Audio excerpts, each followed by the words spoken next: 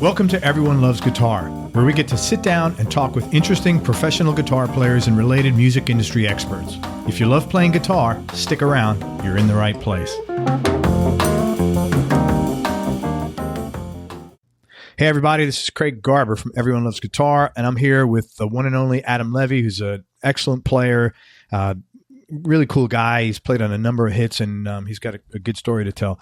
Over the last 30 years, he's created just a remarkable body of music, tactful, very tasteful in his guitar playing, never stepping into the solo spotlight without something meaningful to add.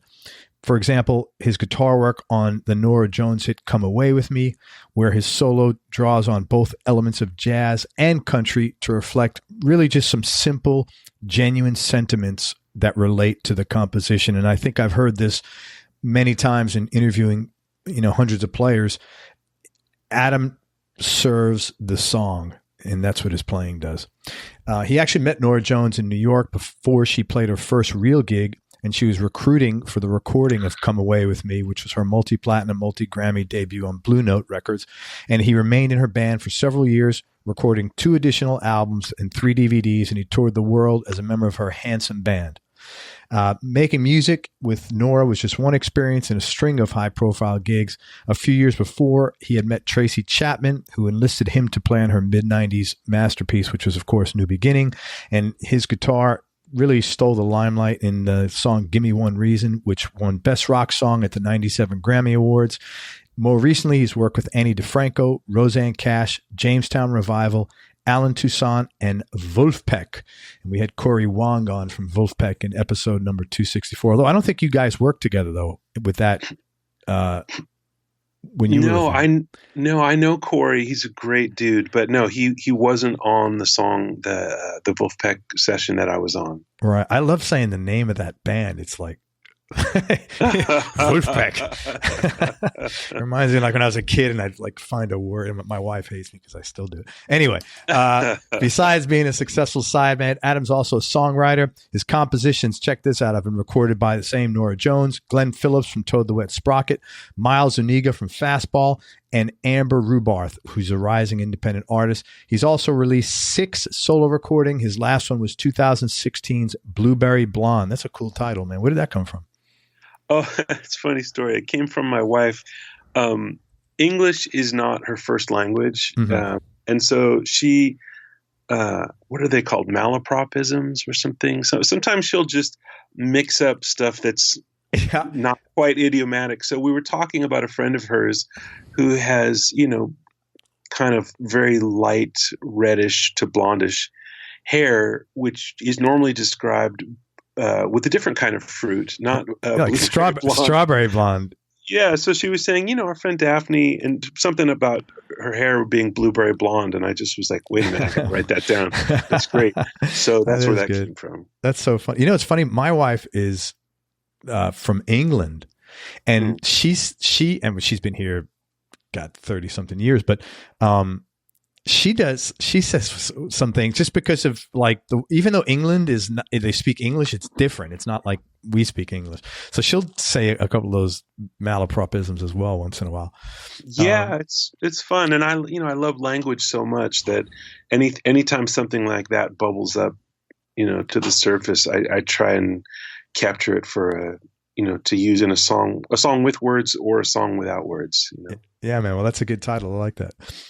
Adam's also a respected writer and educator with the instructional courses called Play the Right Stuff on both book and DVD, 50 Lowdown Rhythms, again, DVD and an online course, and alternate tunings and capo tricks, as well as writing numerous articles for Guitar Player, Fretboard Journal, and other top guitar magazines. He also teaches privately, and he's the chair of the Guitar Performance Department at the LA College of Music in Pasadena. And he also lives in LA, which is where he's from. Man, thank you so much for coming on the show, man. I really appreciate your time. Sure. Thanks for asking.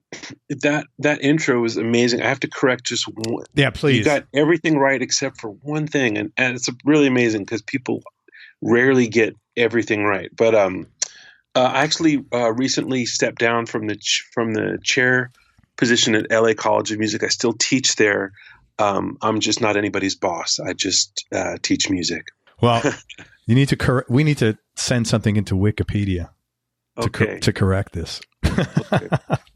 Hey, man. And speaking of Wikipedia, according to that, you come from a musical family. And I was wondering, is that correct? And if so, how did that influence you?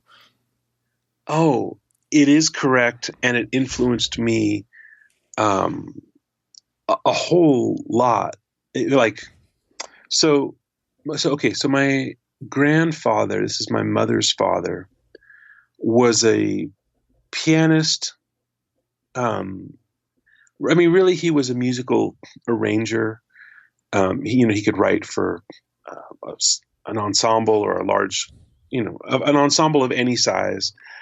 And his garage was full of, manuscripts and scores and all kinds of music that he'd written for television. He worked in television in the 60s and 70s when variety shows were, kind of the thing. So he worked on the Andy Williams show and the Flip Wilson show and, some other shows. And so I used to spend a lot of time with him when I was little and just hang out around the piano, and he'd be playing music and writing music. And when I was old enough to behave, and sit quietly, he would take me to sessions, Oh, wow.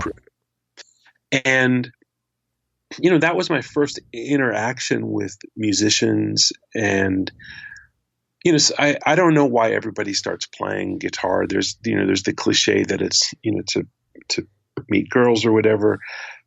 It really had nothing. I didn't think of the guitar as like a social tool. It was really, I was inspired by seeing professional musicians show up for work at an early hour and read music and make music and do it all in one or two takes, because there was, much other music to play. They didn't spend a whole day working on one thing. And I loved it. I loved the camaraderie and the professionalism. And, that was my whole introduction to making music, was really through my grandfather and going to the studios with him. And so, I think that influenced my choice to pursue music seriously. And it influenced the kind of player that I am, which is, not like a real hot dog player, but, more just about, what makes sense for the music. So there's basically your relationship with the studio is actually quite nostalgic when it comes down to it. Yeah, that's true. I was going to sessions when sessions were really different than they are now. Back then in the early 70s, sessions were at a studio and there were many people in the room at the same time. There was often a conductor. That would have been my grandfather. And so, yeah, it's nostalgia, and it really almost doesn't exist anymore. It's very rare that you get to play on a session where there's, everybody's in the room at the same time making records. It happens. I still do it when I work with Joe Henry, who's a producer here in LA. I have a session coming up later this month with Mitchell Froom, and that's how he works. It's everybody's in the room making them, and most often those guys like that work without a click, and you just do live takes until you have one that just feels very obviously like, oh yeah, that's clearly the take, and then that's it. Was there anybody else besides your maternal grandfather? Anybody else involved in music?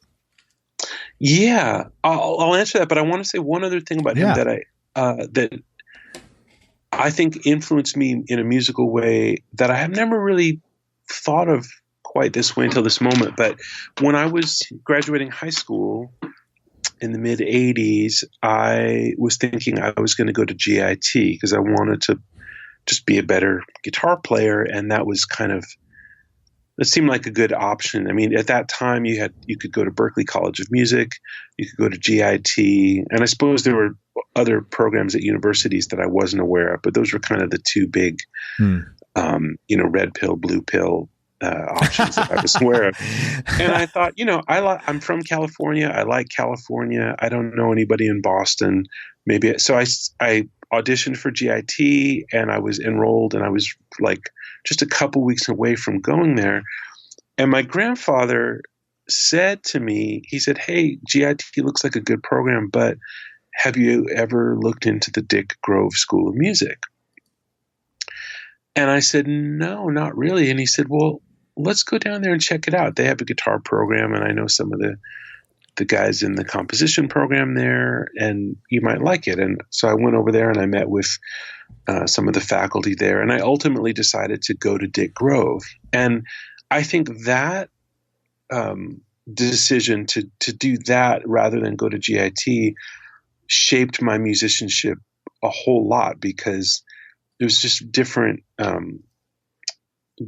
schools of thought and different approaches to learning and music. And I'm not putting down GIT, but I think for the kind of kid that I was, Dick Grove made more sense. And going there, for sure, I still think about stuff that I learned there, however many years ago that is, 30 years ago plus.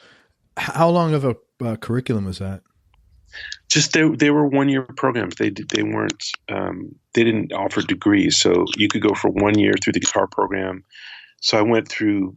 It was actually called the General Musicianship Program. I took all the guitar classes and some other classes, and then I went back for another year and studied composing and arranging, which was great because I spent a year without touching my guitar, but steeped in music every single day, but just doing it all on paper and in my head, and not as it relates to guitar. And that 1 year, may be, one of the biggest shapings of my musical personality, which is, how much music can you make without picking up the guitar? Interesting. So I could see that, because I'm not going to say I play guitar. I play guitar. I'm like bedroom guitar player, but I realize that a lot of the quote practicing is not necessarily on the neck, and it's just stuff I have to understand conceptually and learn it. And, it's like study, like school stuff, like calculus, except, more fun. Although maybe some of it's not more fun, like scales and shit and modes. But I could see that having such a huge impact on you. Yeah. And, it's funny today, I mentioned earlier when we were talking that Charlie Hunter is an old friend. And I know that when young guitar players ask him, like, what should I work on? He'll always say, play the drums. Yeah. And I know Charlie practices drums like every day, maybe even more than he practices guitar. So it's a funny thing to say to a young person, like, hey, do you want to get better at music? Like, put the guitar down and pick up a pencil, or put the guitar down and pick up some sticks. Because the idea that I think everybody has, and I think about it this way myself most days too, is like, if you want to get better at the guitar, you pick up the guitar and you work on it. But there's really, the thing that you want to get better at is music. That's what you want to get better at. And that doesn't always involve, putting pick to string. There's lots of other ways to get better at music. There's ear training, there's playing other instruments, there's, composing. There's all kinds of stuff that makes you a better musician, and ultimately does make you more valuable as a musician, and as a guitarist. Oh, for sure, man. You mentioned that your granddad worked. Oh no, let's talk about. You said you had some other people, relatives that were in music. So nobody professional, but so my uncle is my mother's brother. He still plays a little bit, but when I was young, he played guitar a lot. He was into kind of like folk, blues, country. Like he liked Doc Watson, and he liked Chet Atkins, and so he was always like making me these cassette mixtapes of like Chet and Doc and Merle Travis, and There might be some Ry Cooder thrown in there. And so that was kind of my exposure. These guys that I had read about in Guitar Player magazine, a lot of them I hadn't actually heard until my uncle exposed me to some of them. And he also had some books. He was studying guitar at McCabe's, I think. And so he would show me some stuff, either, just show it to me, or, I'd check out some of the books that he had on his guitar bookshelf. My mom played guitar before I was born. Wow. I was born in 1966. And so I was there had just been this like folk revival before that. And so I think a lot of people were like buying nylon string guitars and taking lessons down at the like local community center or the Parks and Rec or whatever. And so that was my mom. She took a guitar class and she learned Hang Down Your Head, Tom Dooley, and Karina and all these, kind of Pete Seeger folk revival songs, and then put it away to, but when I first got interested in the guitar was at like YMCA camp when I was like 10 or 11. And I said, Mom, I want to get a guitar. And she said, well, we have a guitar. And I was like, really? That's funny. So she dusted it off and tuned it up. And, she showed me a couple chords that she remembered. And there was a book of songs. And then she didn't see me again for about 5 years. It was literally just like that. Like you just had that affinity immediately. Yeah, which is funny because I had tried other instruments. I had tried to play piano and I just wasn't disciplined. And I tried to play clarinet, and again, I wasn't interested enough to do the work. But for whatever reason, guitar, I could get a good sound out of it pretty quickly. So the reward came quickly enough that I was willing to put in the more work and see what came of it. Mm. Yeah, that's important. I think whenever you're doing anything, it's like getting something out of it, some sense of progress. It's like why, I don't know if you have kids, but I have kids and they've all been through some sort of martial arts at one time or another. And in between the belts, they now give them, like, which they never did when I was a kid, they give them these little stripes like on their belt. Because that keeps them motivated. Like, you don't have to wait another 2 months to feel like, oh, you're getting your next belt. In the meanwhile, you get this stripe. And I think that's important. That works. I mean, like a couple months ago, I went through a phase where I realized I hadn't been practicing as much as I should. And I just really hadn't been practicing much at all. I would practice to prepare for a specific gig, if I had to learn up some music or whatever. But I wasn't just doing the like go to the gym and work out stuff that I used to love to do. And so I started doing this system, where I got a wall calendar and I got some stickers, and every day that I practiced, I'd give myself a little sticker. And it sounds kind of silly, but it was actually very motivating to look at a whole month of 30 days and see, like 26 or 27 stickers up there. Absolutely. I was like, yeah, I did it, and my wife will sometimes do these like 30-day yoga challenges. And like, it feels good to just log the hours and get a sticker, or in the case of, kids, like get a stripe between belts just to keep you moving, forward, build on what you've already built and move towards whatever's next. Yeah, totally. And it works the same way when like you're, anyway, another conversation, but yeah. I had a question about, you mentioned your granddad worked on the Flip Wilson show. Yeah. I loved that show when it was on, and that was a real like groundbreaking show for its time.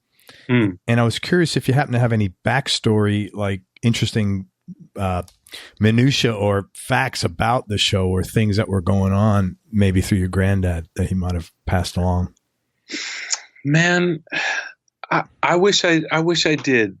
I don't have any super great stories. I mean, you have to just put in perspective that I was really young when that show was happening. So there was, I'm sure, a lot of great stories that I would have been privy to if I weren't, like 4. yeah. So unfortunately, No, I get it. Yeah. Because I was really young, and I just remember the tail end of watching it. And you're like 3 years younger than me, I think. So I figured I'd give it a shot. You've played with some really cool, really interesting people. And I was curious for each one of these folks, if you could talk about how you got the gig and maybe a cool or interesting story about working with them. And we start with Norah Jones. Sure. So I met her. I met her when she first came to New York. It might have been 99 or 2000. I don't remember exactly. But I was at a bar in New York called the 55 Bar that, legendary real players hang and dive bar. And I'd gone there to see a drummer friend of mine, a guy named Kenny Wallace, who people might know. He's been playing with Julian Lage. He plays with Bill Frisell. If you're a guitar player, chances are Kenny Wollesen is on some of your favorite records because he plays with some of the greatest guitar players around. And I was an old friend of Kenny's even before I lived in New York. Kenny was my neighbor when I moved to San Francisco in 1989 from LA. So here we are 10 years after that, and Kenny and I were both living in New York, and he had happened to meet Norah.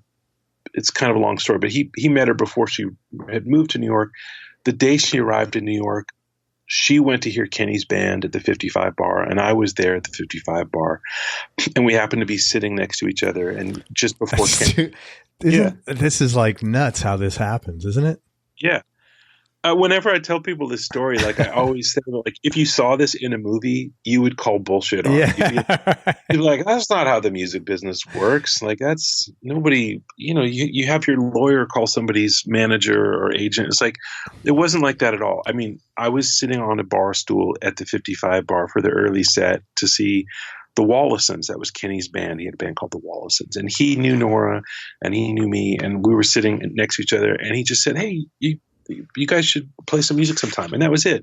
And we exchanged numbers, and she called me for like a brunch gig. This was way before she was on anybody's radar, I think. It was literally just like brunch gigs at a hotel where she was also like working part-time as a waitress, and so it really I started with her from the beginning. And as far as like, I'm trying to think of a story that would sum up working with her. I mean, I will say one thing that carried throughout, because I worked with her from that point on until about 2007 was the last tour I did with her. That's a long time. Yeah. And, she always wanted real stuff. Like, she really didn't have a lot of patience with like holding back, or like, we in the beginning, when we started touring on the first record, those songs were the only songs we had. We didn't have this long songbook so every show was basically the same, 10 or 12 songs. This was in the beginning when we were not headlining, we were just opening. And so, we'd put together a set, and it was more or less the same songs. And when you're playing the same songs every night, there's a tendency to kind of slip into, I'll always play, the kind of the same stuff. And she really was like, no, don't do that. She never really gave me a lot of specific instructions to like do certain things, but the one thing that she would kind of get on me about is just like, don't play that same stuff every night. Like, go for it, go for new things. And I always appreciated that. That's something, I recently got to do a record where I had Daryl Jones on bass, and he played in Miles Davis's band when he was like 21. Oh wow, I didn't know that. And he said, that's the same kind of direction that he got from Miles. Miles wasn't telling him do this, do that. But anytime that Daryl would like slip into a routine where like, oh, on this song, I always do this shit, Miles would bust him on it and say, yeah, don't, that's not what I'm paying you for. Explore, find something new every night. And Norah really, obviously certain songs have parts if it's integral to the groove where like it's gears that have to kind of turn together at the same time. That's a different thing. But when it comes time to say something. So I appreciated that. Yeah, that probably made the gig a lot more interesting, especially in light of that you're playing the same 10, 12 songs all the time. Yeah, it really did. So then the challenge was on me to find those things, to say like, okay, if you're playing Come Away With Me, the elements are really simple. It's just a few chords. It's a kind of swimmy, slow tempo. How can you do something different every night and still be in the song and be in the band that you're in and have it be faithful to what's happening, but not predictable or No, totally. So that was great. Talk about Tracy Chapman, how you got that gig and your experience, and also that opening riff of her hit song, Give Me One Reason, that is like pretty iconic. And I was curious if you had any inspiration for that and what it was. Well, okay. So I have to say that the riff is her, like that rhythm guitar part. Okay. And it's super cool. So she plays it with a thumb pick, boom, boom, boom, boom. And then the kind of chicks that come up, that's with her fingers. And at the time I'd never seen anybody play like that. And it really wasn't anything like any of her other songs. I mean, she played it on an electric guitar. I think it was like a 125 or like some kind of thin, like not a big 175, but like a thin single cutaway sunburst Gibson. And yeah, that's all her. And so I can't really speak to what inspired her, but at the time I'd never actually known anybody who'd played with a thumb pick, and that particular kind of groove was really interesting. So the way I got that gig was through Charlie Hunter. Oh, again. Yeah. Charlie Hunter is the glue. And so I was an old friend of his from the Bay Area, and he kind of at the height of his touring career with Blue Note, was doing some shows opening his jazz trio or quartet, I'm not sure, was opening shows for Tracy.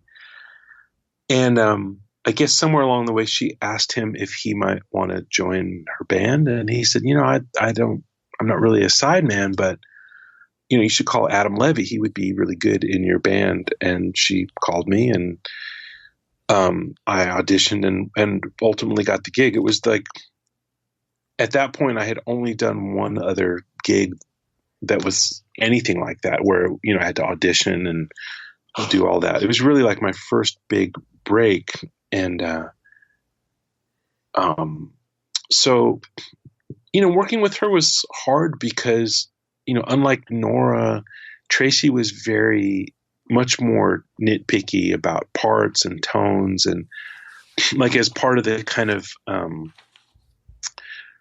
in preparation for making New Beginning, she wanted to have a band learn all of her previous stuff and get to be able to play it, and just as a way to get to know each other and play some material. So I learned all the songs off of her first record and her second record.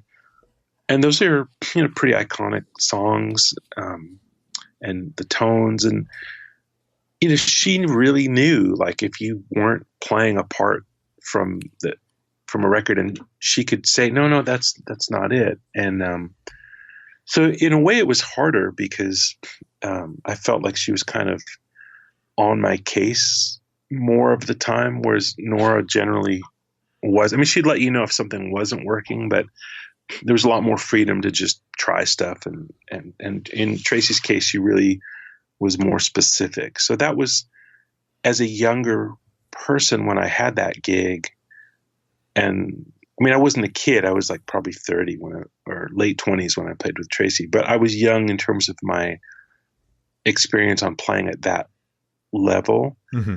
So I wasn't used to anybody like, kind of micromanaging what I was playing, but it was a good lesson. But funny enough, that particular song, Give Me One Reason, was the one time where she really didn't do that. I think it was because she didn't take the song that seriously. It was a song that she had been. Funny is that?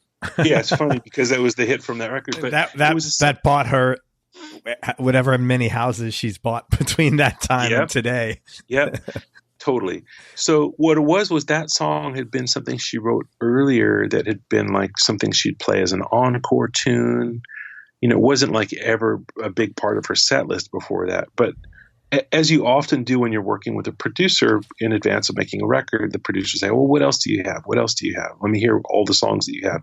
So she played that song and it wound up on the record, but I don't think she was I don't know, because I'm not like Tracy's best friend or anything, but my recollection was that she wasn't thinking of this as like an important song for the record. It was just something fun to play. So she gave unlike the rest of the record, which is more arranged and constructed, that was just a jam, and it was all recorded live in the room. And I think later somebody overdubbed some keyboard, some organ on it, but it's basically her guitar and my guitar, and the drums and the bass are all cut live. And, I've always loved the blues. I've always loved B.B. King and Albert King and Jesse Ed Davis. And,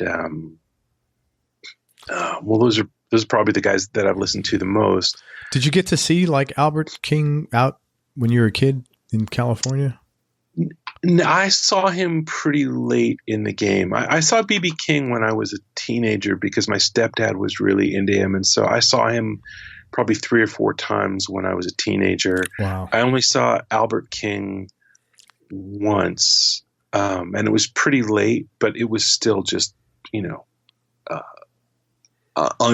unbelievable. His power, even as an older player, was just kind of unbelievable. When you were being in that controlled kind of environment, did that in a way prep you for session work later on down the road? It did. It did. And that thing is really the difference between, I would say, jazz players and session players. And I say that, knowing that many of the great session players have been jazz players. Barney Kessel is on tons of records as a session player and as a jazz player. And all through the 60s, many of the great session players were jazz guys because they were guys that knew music and could read and stuff. But, in my lifetime and in the pop world, pop records are made generally of parts, kind of interlocking parts, and jazz is much more on the fly and in the moment and about a mood. So I've had to be able to work in both modes. One is where nobody tells you anything and you just have to use your wits and your taste. And I've been in situations where I've had people like note by note saying, no, play it this way, bend it this way. Really? Yeah. I don't do note by note. Well. Yeah. And I don't do super well when it gets to that level. It's one thing if somebody's, like someone like me would do good because I can't play. so if you're telling me what to do, that'd be great. But I mean, an actual real player, God, that's got to be really uncomfortable. Yeah, that was a gig that I didn't last super long on. I played for I left New York in like 2012, I think. And the last gig I had when I was there was I was playing for a guy named Jim Dolan, who managed the New York, he owns the New York Knicks. And James Dolan, yeah. He's a control freak in everything, that guy. exactly. So, oh yeah, he's got a band. Yeah, I was in his band for a couple of years. Oh my God, that's really funny. Yeah, and it was, the fun part is private jets, Four Seasons. Yeah, the check. That's the fun part. That's why everybody plays for Jim Dolan. Yeah. And, we got to open for the Eagles a bunch, like I got to meet Joe Walsh and I got to jam with Joe Walsh. There was a lot of perks to the gig. Sure. I mean, the paycheck, of course, but there was a lot of other fun stuff that happened on that gig because Jim, he likes to have fun. So he's always kind of like, oh, let's do this. This will be fun. So, but he also is very specific about, things. And it was, I had moved in 2012. I left New York and moved back to LA. And that's the reasons for that are actually, I don't really want to go too deep into, but they weren't musical. I just needed to get out of New York, and I moved back to LA because it's my hometown, and I'll leave it at that. But my last real gig in New York was playing with Jim, and one of the frustrating parts of it was that he really wanted to manage every note. And at that point, when I was playing with Tracy, it was different because I was younger. I was in my, late 20s. It was my first real gig. Tracy's a Grammy award-winning artist. Yeah, she's an actual artist. Yeah, and I was very grateful to have the gig. Fast forward to 2012. At this point, I've already played on tons of records. I've already made lots of my own records. I don't need the gig that much. The money's nice to have, but I didn't appreciate that level of micromanagement especially from somebody who's not known first and foremost as an artist. If you're in the studio with, trying to think of who's like the most artisty artist you can even think of.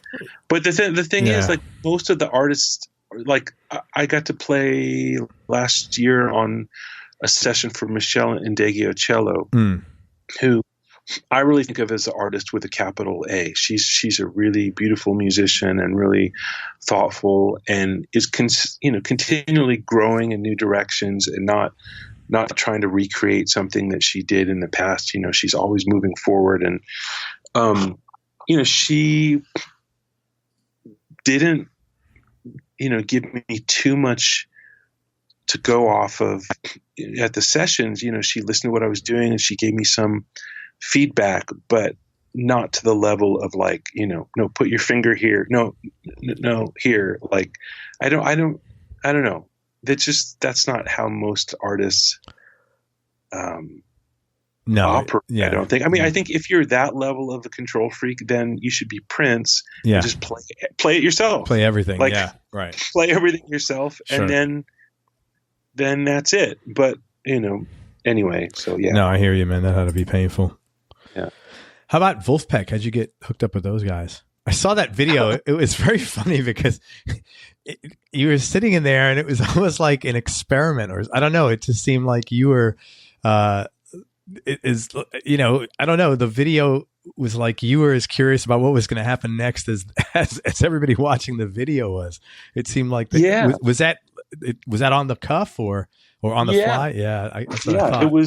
It was so, so, okay, Jack Stratton, who is basically the brain trust of Vulfpeck, is Jack, and then also Theo Katzman, who plays drums mostly, but is also an incredible guitar player and singer and songwriter. I used to go to this coffee shop in my neighborhood, in Highland Park, and I would just run into Jack. He'd be there like on his laptop doing whatever, or, drinking coffee. And I was already aware of Vulfpeck at that point. They had made a couple of records and I had seen some of their videos. And I just interrupted him one day at the coffee shop. I'm like, are you Jack Stratton? And we started talking. I didn't even realize that he was in LA. And so we had just kind of a fun conversation. He told me about working with David T. Walker, who had done a session with them, who's such a great guitar player that I love. And I just that was it. I introduced myself. I said, if you ever want to do something, I'd love to. And then he and Theo started coming to some of the shows that I was playing around LA with Rich Hinman, who's a pedal steel guitar player that I play with often. And they would just come to the shows and hang out, and they seemed to really be digging it. And then at one point, they just asked us, like, hey, would you guys together want to do a tune with us? We have this kind of like J.J. Cale kind of thing, and we think you guys would be cool for it. And Rich and I were like, yeah, sure. So they didn't send us anything in advance. All we knew is that it was going to be a J.J. Cale vibe. That's all they told us. So we showed up. Rich brought his pedal steel. I brought my 335 and my Brown Deluxe amp, which is my main amp. And they taught us the song. And that was a case where the rhythm part was really specific. Like in my case, Jack wanted me to double the bass line during the verses. There's just kind of like boom, boom, boom, boom, boom, boom, boom, boom. And if you don't do that, then it doesn't feel right. Like Jack is really into this thing I keep mentioning, which is like interlocking gears and parts. And yeah, they are. Yeah, they really are. Yeah, and very much so. Yeah, and when you do, like, if you're not into it and then you try it, you kind of go, "Oh, you're right." Like that's a cool thing. It is, and it feels good. And so then he gave Rich a little bit more leeway, but he kind of told him where he wanted the things to kind of bubble up. And then there were these solo breaks, and for those it was like do whatever. Like all he did on the solo breaks was tell the rhythm section, where to do the hits, bump, bump, bump, and we did like one rehearsal take, and then he adjusted a couple things as far as the arrangement. And then I think we did 2 takes and we were done. And the whole thing, we were in the room, I think less than an hour. And, he had a couple of friends with GoPros walking around, and, we're all mic'd up. And it was a studio, but just the jankiest studio you could imagine, just like, a little room in Echo Park with some microphones. And it sounds great. Like, but I don't mean to say anything bad about the studio. I just mean it's like we're not like at East West or United or something. It was makeshift studio sort of. Yeah, a room with microphones and some gear and a really good engineer. And we were like, okay, well, that was cool. Okay, all right, see you later. Bye. And we left. And Rich Hinman and I were kind of scratched our heads like, was that cool? I think that was cool. I don't know. And then we saw the finished thing, and it's so cool. But that look on our faces of like, I don't know what's happening, that was very genuine because we really didn't know what was happening.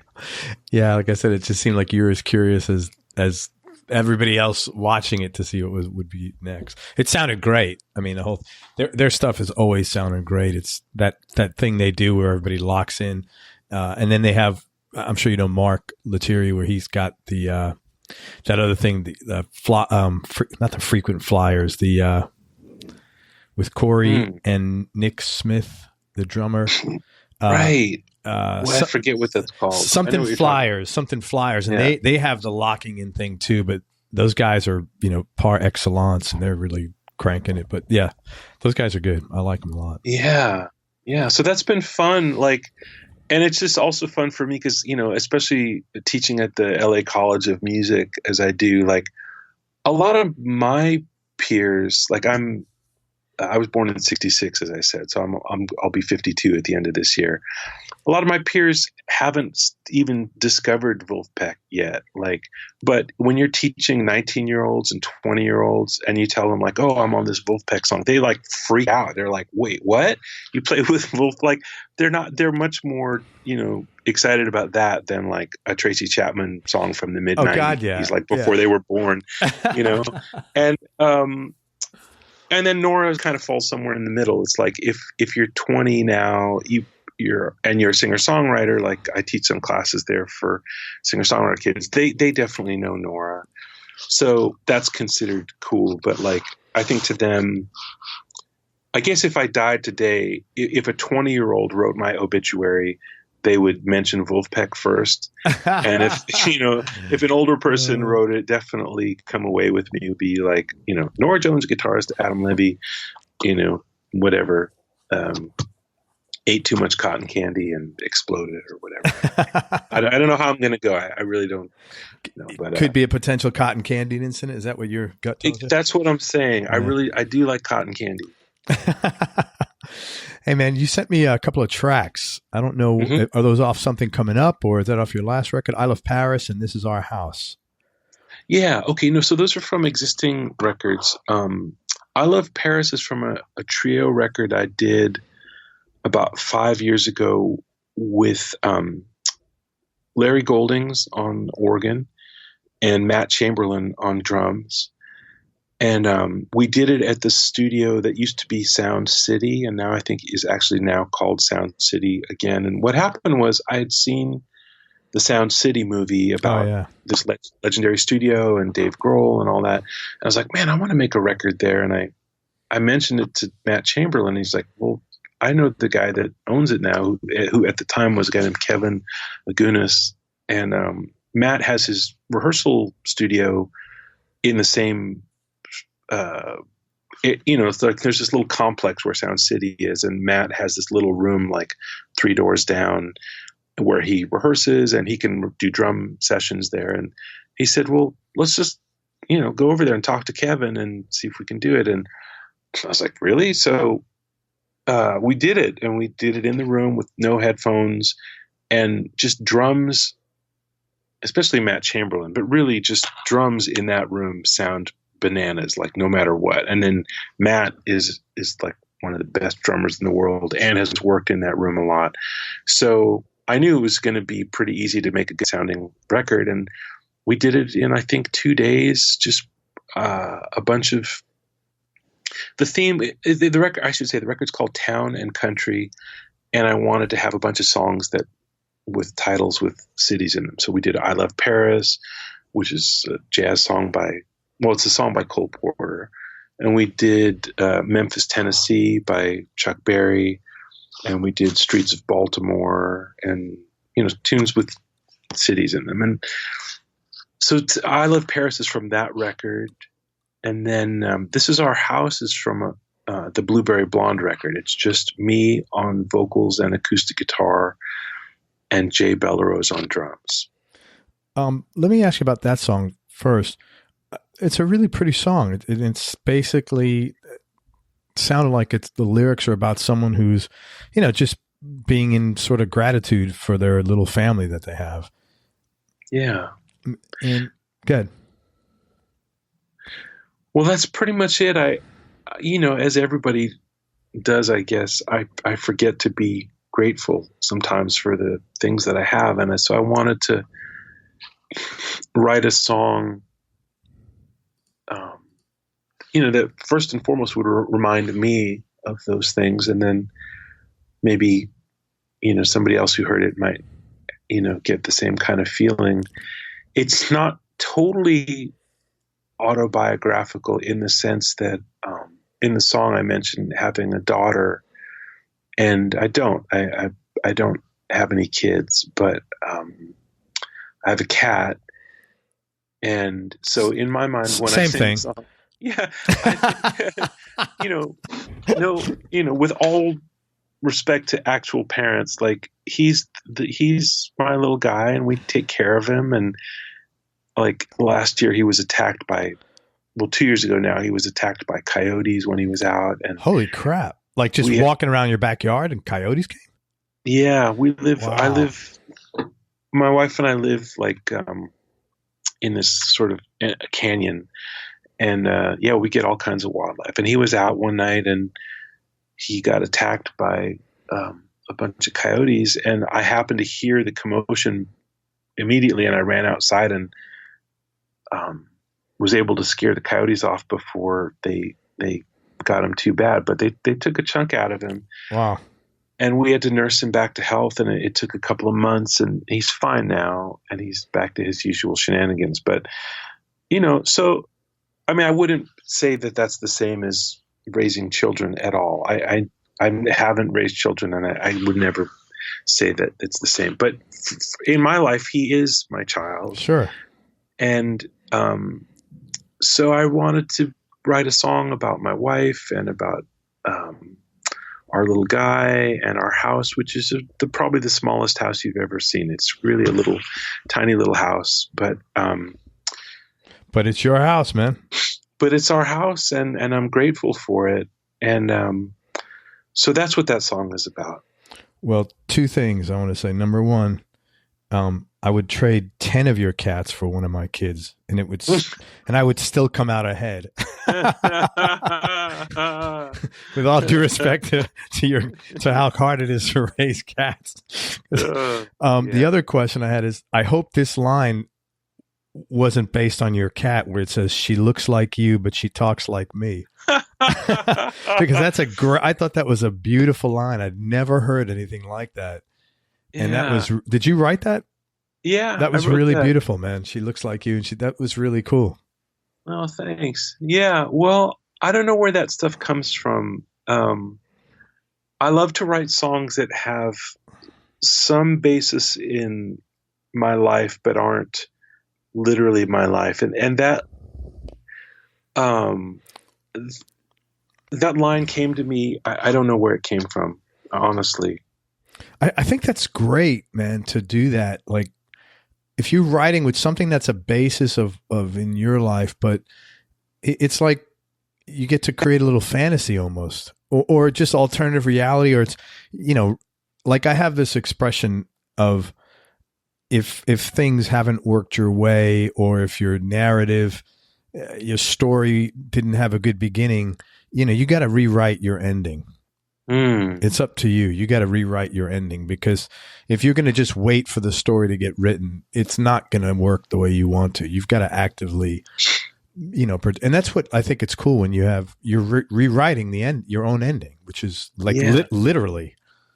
Man, the thing you just said is like the thing. Like you should start a movement or write a book or something, because that's the thing that so many people, I mean, I want to say musicians, but I don't mean to pick on musicians. It's just, in my life, most of the people I know are musicians. Sure. That's all.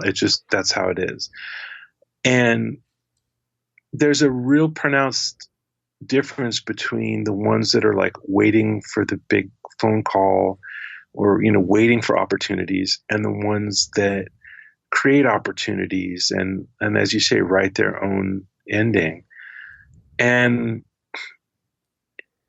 that's the thing. That's the big fork in the road, It's like that with every industry, I think, or every people, it's just, sure. If you didn't get the cards you want, it sucks. Okay, what do you got? And I've talked to musicians. I'll be honest with you. I've talked to musicians, and that are kind of bitter about the state of music now, and this and that. And we'll get off the phone call, and I'll say, "Hey, man, I'm not your freaking therapist, and God knows I'm certainly not qualified. But what are you going to do about that shit? You can't take that out. If you're having a hard time getting gigs now." Yeah. You can't bring that out into the world. You're never going to, right. Right. Just get a job at Walmart or something. I mean, yeah, you got to because if that's the energy that you're bringing to your interactions, then, whatever's the fault of the changing industry is, it is what it is, but nobody wants to be around a toxic person in any industry. Yeah. Right. Right. It's like changing the price of lettuce. You're not going to do it. So you're not going to fix this thing, but what can you do about it? We live in a country that, you have the opportunity to literally do anything you want on any given day. Yep. And you can, look how many people in our lifetimes have come back through scandal. I think about, I grew up in New York City, and there was this guy named Marv Alpert. I don't know. Was he on TV sports when you were? I remember his name. I don't know his story. Okay. So this guy was a very popular sportscaster, right? And he was the voice of like the Knicks, the Rangers. He was the sports dude on NBC.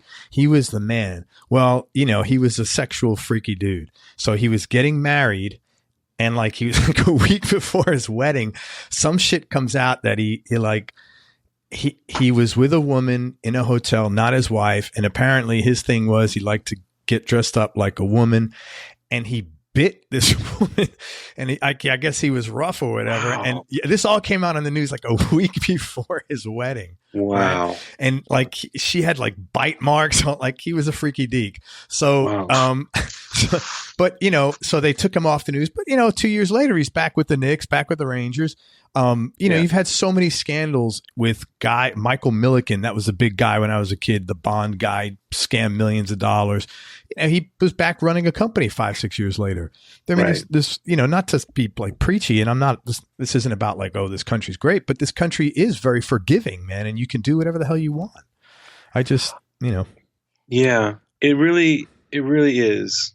So what are you going to do? Like, that's the thing. It's like, what are you going to do? And, rewrite the ending. That's what you got to do. Yeah. And that's what I thought of. That's why when you said that, that's a really nice thing that you get to do, and you get to rewrite the ending of like any story you want as a songwriter, which is, really cool. Yeah. Yeah. That's, I forget that that's what we're doing, but my wife reminds me of that. Like that's what you do. Yeah, man. You make shit up, and you might as well, make up stuff that has the ending you want. I mean, I have a song. I didn't send you this song, but there's a song I recorded, like 8 years ago when I still lived in New York. It's called "Got My Joy." And I wrote it. That song came out of total darkness. It was the hardest part of my whole life so far. I shouldn't say that because now some shit's gonna happen. But no, hopefully not. I was widowed in 2009. Oh my God, I'm so sorry. Holy fuck! Oh, give me a second, man. Wow. Yeah. And wow. Hold on. Sorry. That's intense, man. Sorry. Wow. Yeah. And, I stopped writing songs for a little while because I was afraid of what there was there. I was afraid to let it out because I just thought I was just going to write about that, which, maybe some people would say that's what you're supposed to do, but I was afraid of it. And so I didn't write for a while, and then I started again, and I was on a writing retreat, and the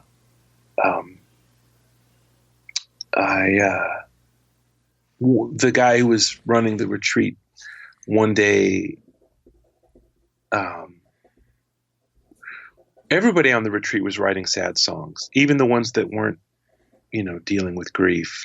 It's just sort of a weird thing about songwriters. You get a bunch of songwriters together, and it's just devolves into, sad songs. Even, what this writing retreat was on a hilltop in Italy in the summertime when there's just like these beautiful figs on the trees. Like, it was like, let's write sad songs. It was really like that. We're drinking like the best espresso you could imagine. Oh my God. We're in paradise, and everybody's writing sad songs. And the guy who was running the retreat had kind of had enough of that. And one morning at breakfast, we're sitting in the little breakfast room, and there happened to be a chalkboard there. And he got up from his espresso, and he wrote the word joy in chalk and sat back down and didn't say anything. And we all kind of were like, oh yeah, you can write about joy. So I wrote that song that day with my, with the guy that I'd been partnered with to co-write on that day. This was a writing retreat that was about co-writing. So every day you had a different partner. That's pretty smart. And, that has since become, my favorite song to sing. And, when I play it at shows, people seem to really like it. And I don't always have joy every day, but if I find that when I sing about it, it becomes like an incantation, and it sort of calls the joy to you from outside and also brings out the joy that's inside, brings it to the surface. So it's kind of like kind of polishing yourself from the inside and out. And it's a wonderful song. And, when I think, when you said about, writing your own ending, it's like that I wrote the joy back into my life through that song, which the backstory of it is probably not that interesting, really, like people hopefully would, when I say that it came out of a writing retreat and it was sort of an assignment and I was, whatever, it's like most of my songs, if you really dig where they came from, there's probably some element of like homework or an assignment or like I'm very rarely, when I'm writing, it doesn't look like what you'd see in a movie with like, the tortured artist effect or whatever. Like it's just like, much of life does not look like what it looks like in a movie. Sometimes for better or sometimes for worse. Yeah. I don't know why I say that I don't really hold myself up to that, but you know what I mean? It's like, it's quite often I'll write a song as some kind of technical challenge, like, I realize I have never written a song in this meter or this key or whatever. And I'm focusing on these technical details. And quite often some of my really personal songs, I write them when I'm not paying attention to that stuff. When I'm not paying attention, I don't start out to write a personal song. I'm focused on some funny detail.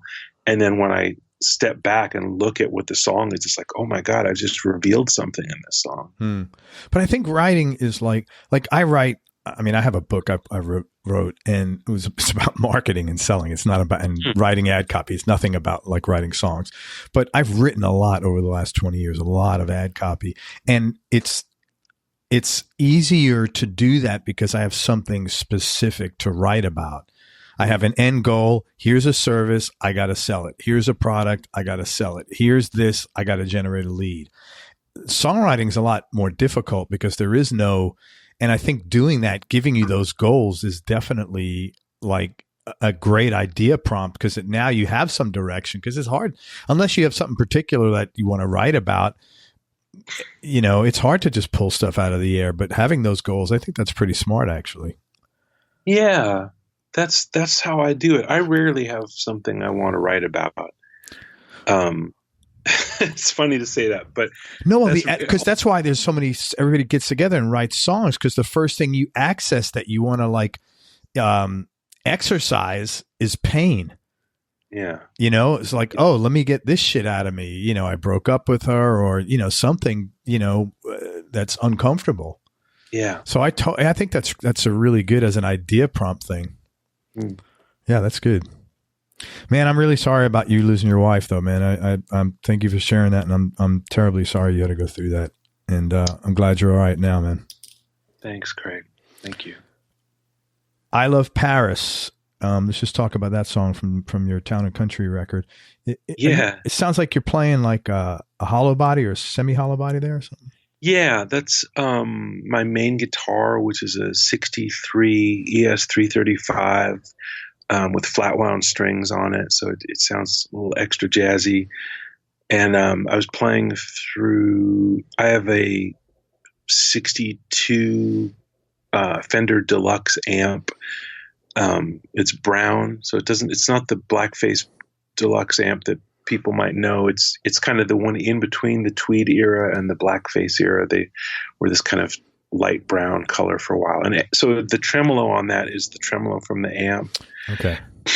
And if there's reverb on it, it's just like the plate reverb. I think there is some reverb, and it's just whatever they had at the studio. It's not an effect. It's plate reverb.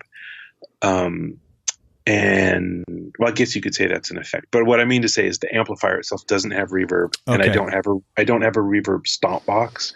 So it's a studio sound, and there might even be, haven't listened to it in a while, like a tiny bit of slapback. And if there's that, then it's coming from like using a 1/4-inch tape machine as a tape slap. So everything is kind of done, like we're at Sun Studios in 1953 or something like that. Yeah, I was thinking tape machine. Yeah. The record itself was not recorded to. Well, it's sort of tricky. At that moment, that Kevin Agunas, who engineered it, was into using this system where I forget what it's called, but you actually do record into a tape machine, but it's just spinning it, and then you go out of the tape machine and into Pro Tools. So you're never actually recording you're not storing it on tape, but you do go through the guts and the tape, and then it hits tape, and then it hits the Pro Tools. So it does have a slightly juicier sound than it would otherwise. Yeah. Yeah. It was nice, really nice song. Nice, nice jazz song. It was cool. Very cool. Man. Yeah. We wanted to have fun. I wanted to give Matt kind of a drum feature. What my idea was like, I don't know. I like these. There's who Mickey Baker was. He was a jazz guitar player in the 50s and 60s. He wrote a couple of books about jazz guitar, and he made a record in the 60s called The Wildest Guitar, I think.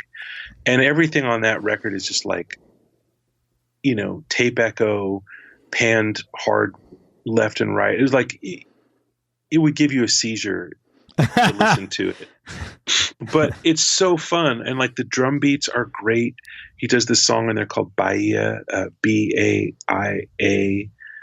that has an incredible sound to it. So this kind of like weird, like boogaloo Latin tinge tape echo guitar.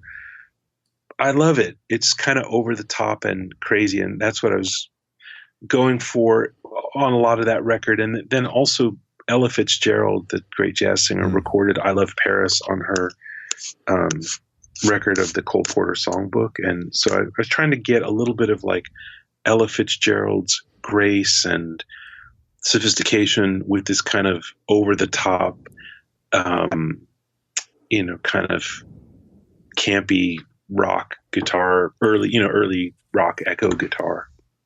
Yeah, I enjoyed both those songs, man. Are you working on anything now that you're excited about? Yeah, I have 3 records in the can that will be out, I hope, by the end of this year, and I'm excited about all 3. Yeah, not 1, not 2, not 3. It's July 11th, dude.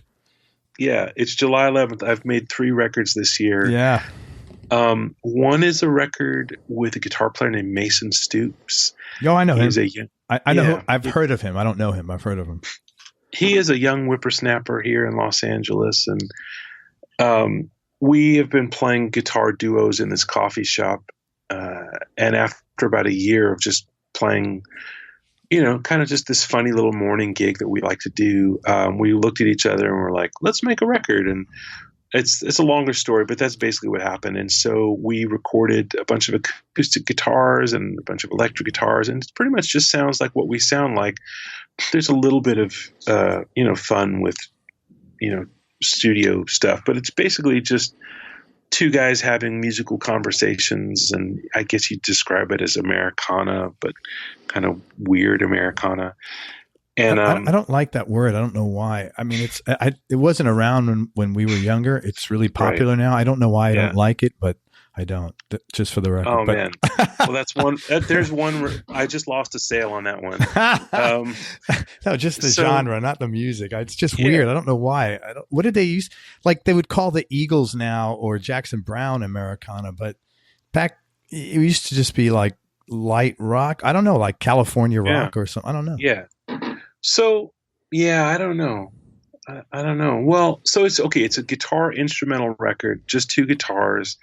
We do a Bella Fleck song, and we do some original 2 songs. I mean, I say songs, there's no words, but we do Things We Said Today by the Beatles. We do, and that's not Americana. That's a great song, man. It's a great song, and kind of one that people don't always do. We try to find songs that like people know, but they're not tired of. So deep tracks. Yeah, exactly. So that's that record. It's going to be called Kibi Dango, which is the name of a Japanese treat. It's called Kibi Dango. It's just something you'd have with tea. And so that's already mixed and mastered, and that'll be out by the end of this year. I have a quartet with the pedal steel guitarist Rich Hinman. We have a duo called we have a quartet, but the name of it is our names. It's called Rich Hinman versus Adam Levy. And that is already mixed and mastered and will be out by the end of this year on vinyl. I think the Kibby Dango record will probably just be digital. But the Rich Hinman versus Adam Levy will be on vinyl, and that has the drummer Jay Bellerose, who I made Blueberry Blonde with, and also a great bass player, a really incredible bass player named Jennifer Condos, who I just love. Let me ask you this. How come you're putting one out on vinyl? Like, what is your decision making?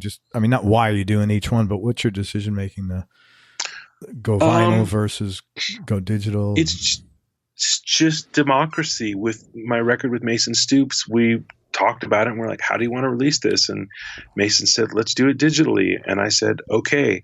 And with the record with Rich Hinman, all four of us got together and we're like, how do we want to release this? And more people said vinyl than not. So we voted, and it was just really that. It's not, I don't have any business acumen about it. It's not like, well, we did some research and this, Yeah. That's what I was curious It's just really, we keep ourselves entertained and happy and amused. And we really just put it up to a vote, and vinyl seemed like a good way to go particularly with the Rich Hinman versus Adam Levy, because all of us in that band have turntables or at least these little standalone record players, and we listen to records and we like them, and none of us wants to press up CDs because CDs are stupid. Oh yeah, that's for sure. Jay Bellerose, the drummer in our band, I don't think he even knows what Spotify is. He's really old school, and he likes vinyl, and we all like vinyl. So that was kind of an easy decision. And also that band, like, we don't do a lot of social media with that band. There's not a lot of video. Like, I think we like the idea that you either have the record or you don't have the record. And that's it. You don't have some tracks that you got from some download. Like, if you want to hear this record, buy the record, and if you don't want to hear it, don't buy it. That's fine. So we so it's not vinyl and digital, it's vinyl only. Interesting. Yeah. Okay. Yeah. So if you want to hear it, we'll sell it to you, and if you don't want to hear it, that's fine. Gotcha.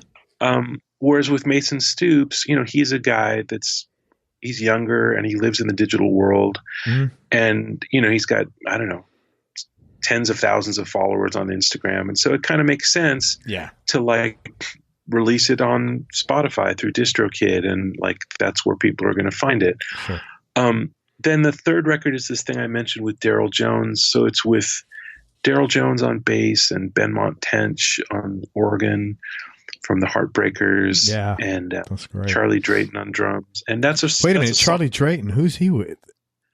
Oh man, Charlie Drayton is just like the world's greatest drummer who's on lots of records. Yeah. He's a friend of mine. He lives in New York. I mean, probably the most famous thing that he's done is he played drums on Love Shack by the B-52s. That's a song that I know a lot of people would know. But he was married to Chrissy Amphlett of the Divinals, who passed away. So he worked with her, and he was part of Keith Richards' Expensive Winos band with Steve Jordan. But Charlie played bass usually in that band. He's a bass player and drummer. So if you can find the clip of Neil Young playing Rocking in the Free World on Saturday Night Live, Charlie's playing bass on that with Steve Jordan playing drums. Wow. He and Steve Jordan did a lot of stuff together in the 80s. And like, Charlie even subbed for Steve Jordan on the Letterman show, here and there.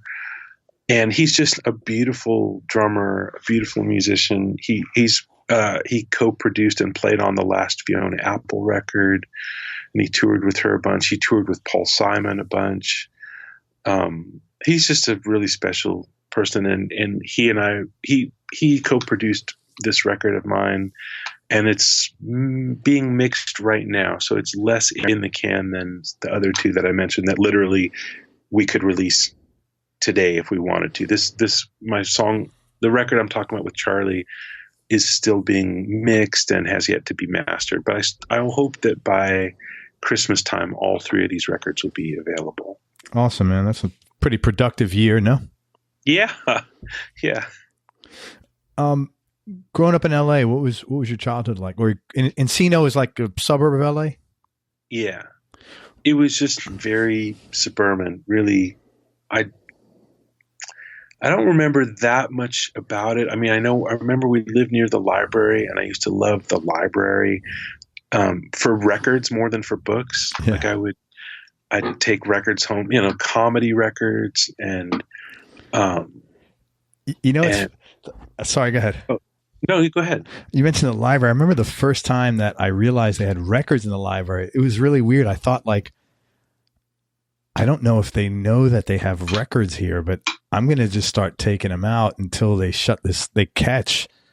Yeah. I don't know why I thought like that, but I was thinking this is not going to last. So I'm just going to keep taking these records out until and I think I always thought that, like, even when I was like 15, 16, I kept taking records out, and I always thought it was going to get shut down. It was a very weird thing. I don't know why. It's kind of a funny memory. Yeah.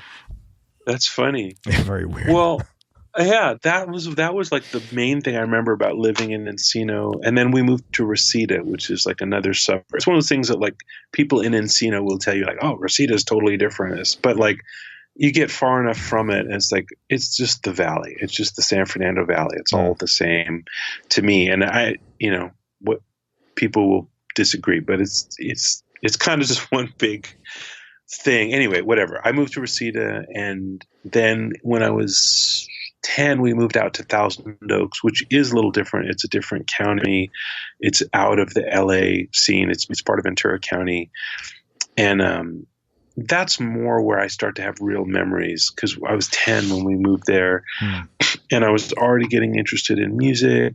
And I had, like, I remember in my room, I had a record player, and I had one of those, like, electric organs, not the big console with the built-in drum machines, but just like a little thing with like a Casio, and you put batteries in it or something.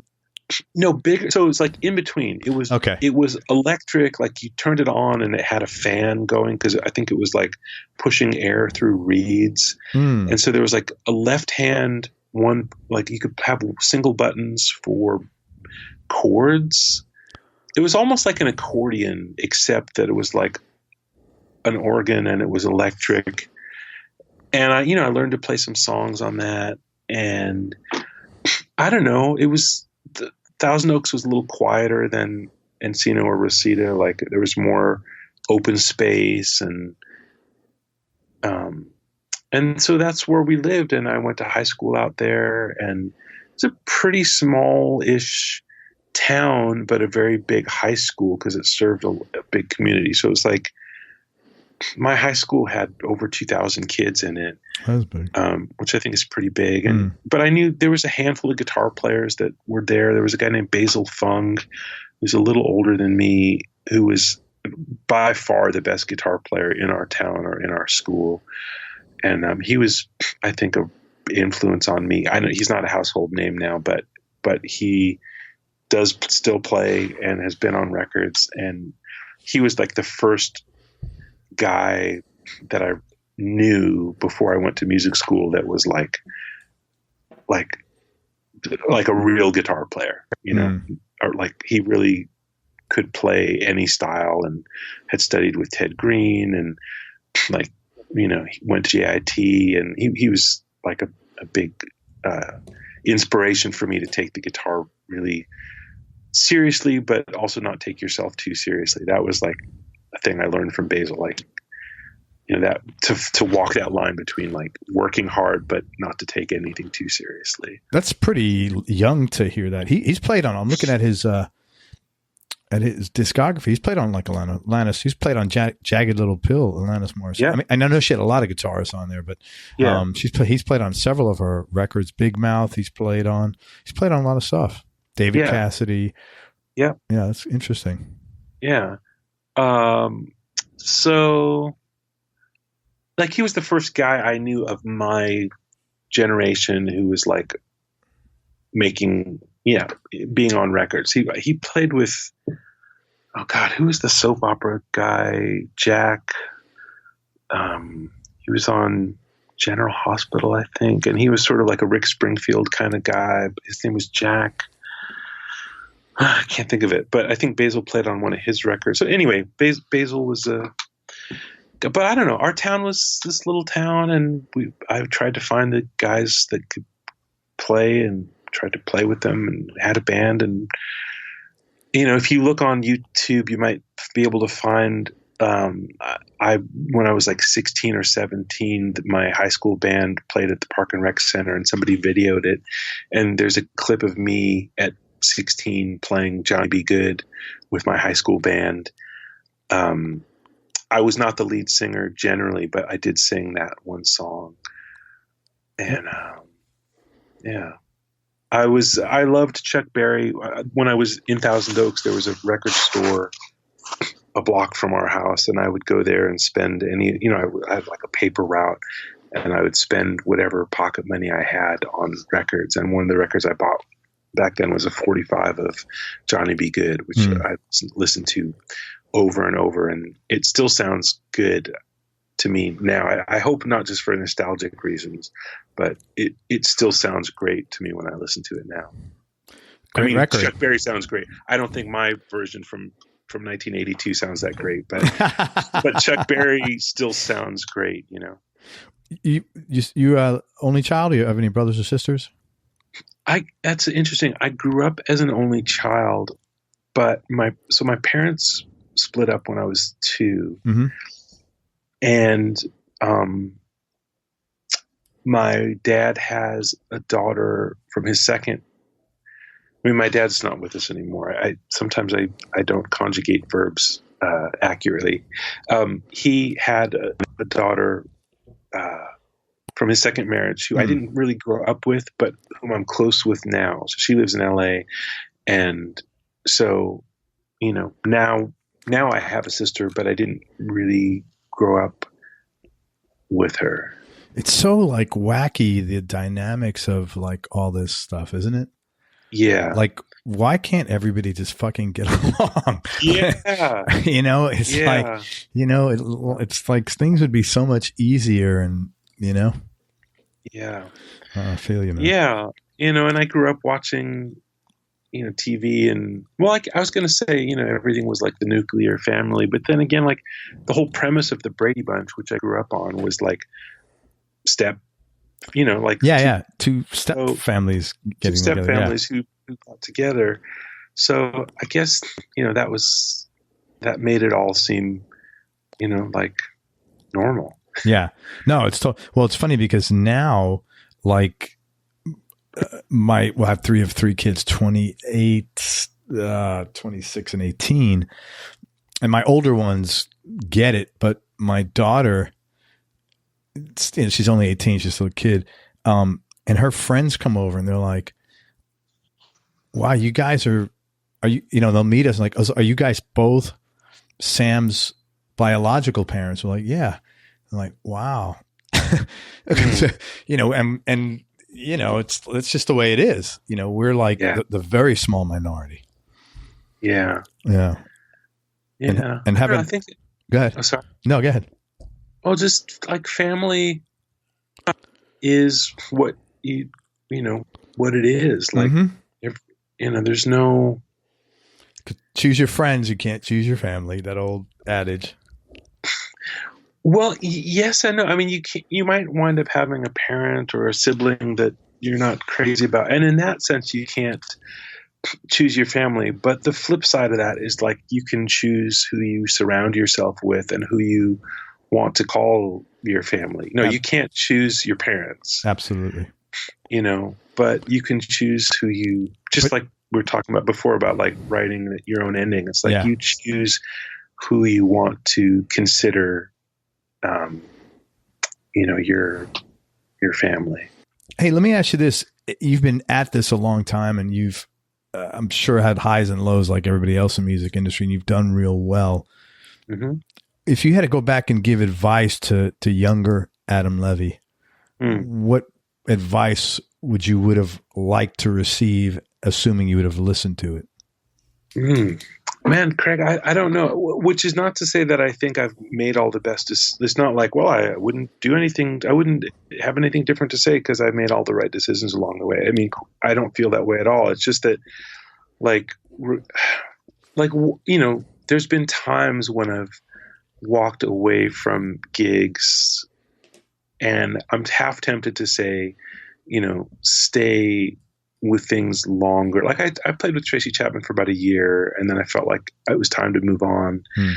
And I don't know if I'd stayed on, I can't know what would have happened, but you know, it's one of those things where I'm on this record that won a Grammy and that you still hear on the radio, but that a lot of people don't even have any idea that I played on because I'm not in the music video. I mean, at the time, music videos were still a big thing. Now, who knows? But like, I'm not in the music video. I didn't make the round of, you know, late night TV shows with her. So I'm kind of like on this record, but I didn't reap all the benefits from it as far as, you know, career stuff. Because many people just weren't unaware that I played on it. So if I'd stayed in the band longer, I maybe could have made more of that opportunity, but I felt like I wasn't super happy. I guess the thing that I've learned that I would say to my younger self is not to stay places where you're not happy, but that things are maybe more malleable or negotiable or reframable that you think. Things aren't always like this is working or it's not working. Like you can have conversations and you can, you know, there's more opportunities maybe to find a way for everybody to get what they want. And sometimes there's not. I mean, there's definitely situations that are dead ends. And at a certain point you can walk away and not have any regret. But I think when I was younger, I was a little more impetuous and a little more impatient but also not confrontational. And I think, a certain amount of, real conversations and confrontation not confrontation like ambushing somebody, but confrontation of like, hey, let's talk about this thing that nobody wants to talk about. Yeah. I think those conversations can be had and not to be afraid of those things. So that would be the thing. Yeah, I understand exactly what you're saying. It's tough though, because when you're young, most people don't have those communication skills, you know, because you have to come to make that work. You have to come in there with a certain amount of confidence or a certain amount of not giving a shit about you have to have no vesting in the outcome to make that work, sort of. Yeah. You know, and it's tough when you're young because you just don't have, I mean, I certainly didn't have any communication skills like that. You know, I was kind of like a bull in a china shop. So I wouldn't have known how to have that conversation, and you feel intimidated and you feel like, you know, insecure, and I'm speaking for myself anyway. But yeah, I understand what you're saying. Usually you can work things out if you know how to massage it and address it properly, and, you know, as a quote, win-win, not to sound cliche for everybody. Yeah. So that's the thing I'd go back and, you know, I don't know that I would have heeded that advice, but that's the thing that I would say to the younger me if I could do that. And I still say it to myself now. I mean, it's not like I've got it all figured out. I still find that, you know, it's always better to have a conversation if you can. Oh, hell yeah. Hell yeah. Yeah, I can't think of too many conversations that I've regretted having, but I could think of many that I've regretted not having. Oh, yeah. Even if the conversation doesn't go your way, better to find out and get it addressed and get it out early than, you know, sink a bunch of time and energy into something, you know, later on. Yeah, I agree with you, man. I want to talk about guitar and gear for a minute, but because you do a lot of teaching, I just want to ask one question. What would you advise other players to focus on in their practicing, as far as like, what are the most important basics that people seem to skip over that they shouldn't be? And I know this isn't a one question, 5-minute answer, but is there one thing that people don't do or they skip over, and it's like, really, if you invest the time in this is going to make your life a lot easier? I think there's two things. One is rhythm and timekeeping and grooving. Like, when I was a kid, all the guitar players I knew were way better than me and could solo really well. This guy Basil was a great guitar soloist. There was another kid around my scene when I was a kid named Howie Agronoff, and he was those guys just figured out like how to do the blues rock thing that I couldn't grasp at all, but they could just play. They were sort of like the Joe Bonamassas of that time to me, just like young guys who figured out how to make blues rock solo guitar playing sound amazing. And it seemed effortless. So I wound up playing a lot of rhythm guitar because that was what was needed. I didn't start out wanting to be a support guitarist. It's just that, the lead guitar roles were filled in the couple of bands I played in. So I spent a lot of time playing rhythm, and that's benefited me because, I'm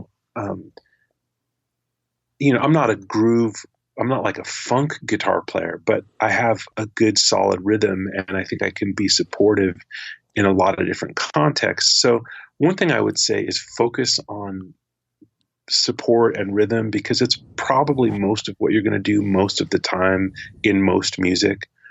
Most music is not soloing. Most music is songs. And so I would just adjust the ratio. Instead of like spending 20% on rhythm and 80% on soloing skills, I would just flip that, Oh, wow. You spend 80% on rhythm and 20% on soloing skills. I would, because that's what music isn't even that much soloing, but just what is music? Like, I'm not talking about a Steve Vai record, but I'm talking about like music. I mean, you know what I mean? Yeah. Sorry. Where it's I didn't, it's like, I mean? That's the exception, not the rule. Yeah. So I would do that. And then the other thing is, and this is a thing that I see over and over again as a teacher, is students mistakenly, I don't know if it's foolish, but they get the idea that music theory and music are separate things. Like, I'm studying the modes, and then you study whatever the math is of the modes. And then, I'm studying chord voicings, or I'm studying rhythm. And like, you're studying it like separate to playing. Yeah. Yeah. And I think, so any kind of music theory thing that you want to get into, just make sure that it's always, don't ever separate it from what's music is. And like, I mean, it's funny. I was just talking with Joe Gore, who I've been teaching these guitar workshops with, and he kind of uses this as an argument in favor of separating it, which is like, when students ask him, is reading important? Why should I bother learning to read music? Nobody seems to be reading music anymore. Why does it matter? So it is true that when I go to recording sessions, it's very rare that anybody puts music notes in front of me. It's always chord charts or no charts. Sure. But Joe said, look, a nice thing about reading is that you could write something on paper that you can't yet play, that either comes from your imagination or comes from a theoretical concept. And it can really help you grow to like write something down that's not just a lick that's easy for you today or that falls under your fingers, but something that's hard, but you could learn to play and you grow that way. And so that's in a way the opposite of what I'm saying, but I don't know. I just find that people talk about music theory when they're young as like a separate thing from actual music. And I think that's a mistake. Like, look at the music that you like and try to figure out what it is about it that turns you on. And it may be that there's a theoretical explanation. Oh, that sounds good because it's using this scale in this harmonic context, and that sounds really cool to me right now. But don't then spend the next 5 years trying to just play with the math of it and get farther and farther away from the music. Like, the music is the thing that turned you on. It wasn't the math. The music is what gave you goosebumps or made you laugh or cry or whatever. And if somebody if a teacher says, oh, well, that sounds cool because it's this, that's fine. That's fine. But don't turn your back on what it is that turns you on. Yeah. Yeah. Well, it's funny because what you're talking about now is what I was kind of talking about earlier, as far as like learning guitar isn't always neck time. Like, I made a decision recently. I have a very good ear. I've only been playing guitar 2.5 years, but I played saxophone as a kid. I played at Carnegie Hall. I have a very good ear, so I'm musically inclined. But I'm at a point in my playing where, I could play pentatonic Bachs and that's it. And I said, I've got to stop. So I've made a commitment now, not stop playing, but to sit and study scales and modes. And I'm figuring it's going to take me 6 months to a year. But I think that after that, it will pay off, that I'll be a much better, I'll have the tools, I'll know the neck, I'll know where all the C's are. I'll know where all the D's are, and I can use them. And I just think look, a year's going to pass anyway. I might as well have that information at the end of it than not have it, So it's like, and I'm not like in love with it because it's boring as shit, but it's short-term, the short-term pain of learning this is going to be much greater than 5 years from now. I'm the same guitar player I was today. That would be painful. If 5 years from now you're the same guitar player, that would be painful for anybody. You want to keep growing. Yeah. And so I can't grow. I need these tools in my toolbox to grow, to get to the next, the proverbial next level, whatever that is. So, yeah, just make sure you spend some of the time off the neck. Just like if you want to understand, like if you want to know where all the C's are, you have to be on the neck. Right. If you want to know where all that stuff is, you can't do that really without the neck in your hand. But as far as like hearing the difference between, say, I don't know, Dorian minor and Aeolian minor, like I think it's more important to hear it than to have the muscle memory of it. Yeah, no, I have to do that because I can't, because that I'll remember. I'm likely to, I'm not likely, I may not remember, instead of a half step between here and there, it's between there and there, but I'll remember the sound. If, between the two, I'll figure it out. Right. And again, the sound is what it is. Like all of the theory of it is just our best explanation. I mean, it's like science is trying to explain the universe, but science isn't the universe. Like what's amazing, what's totally fucking amazing is the universe. And science is just, our best guess right now as to how to explain it. So, some people like to nerd out on formulas and stuff, and that's cool. I do too. I do like to think about it that way sometimes. I mean, music, not the universe, but I mean, when I was a kid, I lost interest in mathematics in high school when it got too abstract. If you're talking about you have 3 oranges and you give one to a friend and now you have 2, I could get that. Yeah. But I didn't understand sine, cosine, tangent. Yeah. But I had more patience for it in music where it was like this theoretical stuff. But at the end of the day, what makes music appealing and important and mysterious to most people most of the time has nothing to do with that stuff. Yeah, totally.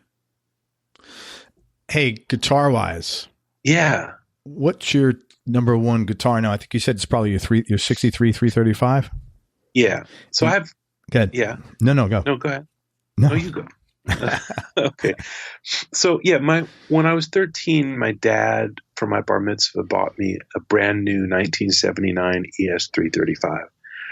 And I loved that guitar. I still love that guitar. That's the guitar I played on Give Me One Reason. I played that guitar on the first Norah record and the first Norah tour. It's a dark walnut ES 335 that was brand new in 79, one owner, me. And I put tons of hours into that guitar, all through high school, music school, my first, decade as a working musician. That was my guitar. When I got into Norah's band and had a little money coming in, by the time we got to the second tour and the second record, I was like, I want to get the kind of 335 that people are always talking about in magazine interviews. Nobody's talking about a 79 335. They either are talking about like a late 50s dot neck, or they're talking about like an early 60s block inlay, like Larry Carlton's 335, which is, more what I was interested in, that because I loved Larry Carlton. I still love Larry Carlton. So I was like, what is that thing? And it's very different from the 335 that I got as a teenager, because the pickups are different. The neck is a different wood. Like in the 70s, Gibson went to these maple necks. So my 79 335 is maple neck. It's got these kind of late 70s different pickups, but nobody gets excited about those in interviews. They're always talking about PAF pickups and mahogany. And so I was like, I want that kind of 335. So I bought one, and it's fabulous. It's just it's the guitar that you want when you think, or at least I think when I think of a dream 335, this is it. And it wasn't mint condition. It had some work done, so it wasn't crazy expensive. I bought it from somebody that I knew. It wasn't like from Guitar Center in Hollywood, although I learned many years later that he had bought it from Guitar Center in Hollywood before he sold it to me. But whatever, it's a guitar with a story, and I love it. And so that's the guitar. That's my number one now. That's the guitar I have played almost nonstop for the last 10 or 15 years. And that's 63 S335. What's that neck? Is that a mahogany neck? Mahogany neck, yeah. And rosewood fretboard? Rosewood fretboard, yeah. Yeah. And is it is it PAFs? No. I guess it's the tail end of that. So they're not PAFs, but they're whatever the kind of long tail end of those is. They're patent received at that point.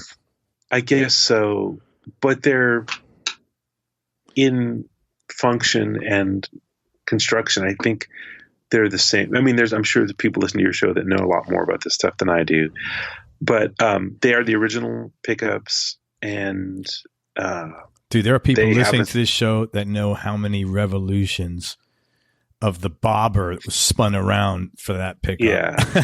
Yeah. And I don't know that stuff. I don't have a voltometer. I don't take it out and mess with it. They sound good. Occasionally over the years, I've made small adjustments to like the pole piece height or just the overall pickup height. I've used different strings over the years, and so I've had to adjust the pickups to kind of, get the best sound with whatever strings I'm using. But that is my go-to guitar. When I have a gig, a session or a gig or whatever, that's the guitar that I play. And in fact, I recently, when we were recording this quartet record with Rich Hinman that I mentioned, it's called Rich Hinman versus Adam Levy, I didn't bring my guitar up to the first day of our session. And he's like, dude, I brought some other guitars that I have. And Rich was like, dude, where's your guitar? I'm like, well, I didn't bring it. He's like, no, that's what? He just looked at me like, what are you talking about? And so I went home and I got it, and I'm glad I did, because it's my voice, really, you know. Is there like a number 3 guitar for you? That's an interesting question. Well, yeah, I have a 59 ES330. Wow. That sounds pretty sexy. It's super sexy. It's very different from a 335, as your listeners will know. It's completely hollow. There's no center block. So it's a lighter weight guitar. And the way that the neck is joined on a 330 is a little different. So it's kind of closer in. So from end to end, if you just took like out a tape measure, from end to end, it's shorter than a 335, even though the scale length is the same. So it's more, when you're playing in the first fret, it's closer. You're not jacking your shoulder to reach out, to grab it. It's just, everything is just closer in. And so that feels good. It has one pickup. It just has one P90. Oh, wow. So you don't get like anxious about, wait, which pickup should I? It's like, that's it. There's no switch. There's no decisions to make. There's a volume knob. You can make it louder or softer, and a tone knob. But it's super simple. It's like a Dodge Dart. It's like, it is what it is. Yeah. And I love it. And I play that. That's my number 3 guitar, I would say.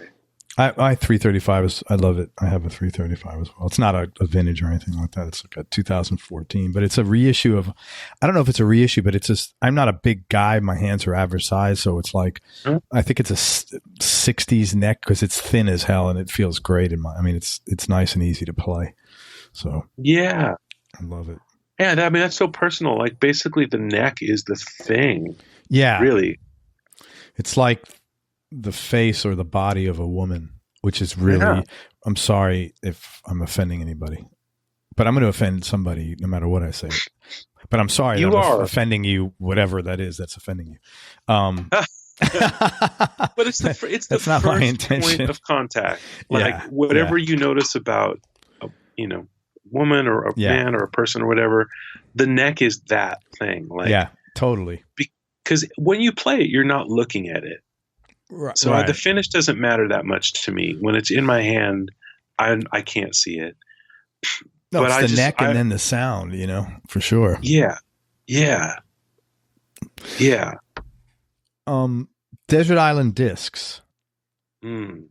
That's easy. Oh, really? Go ahead, man. Oh.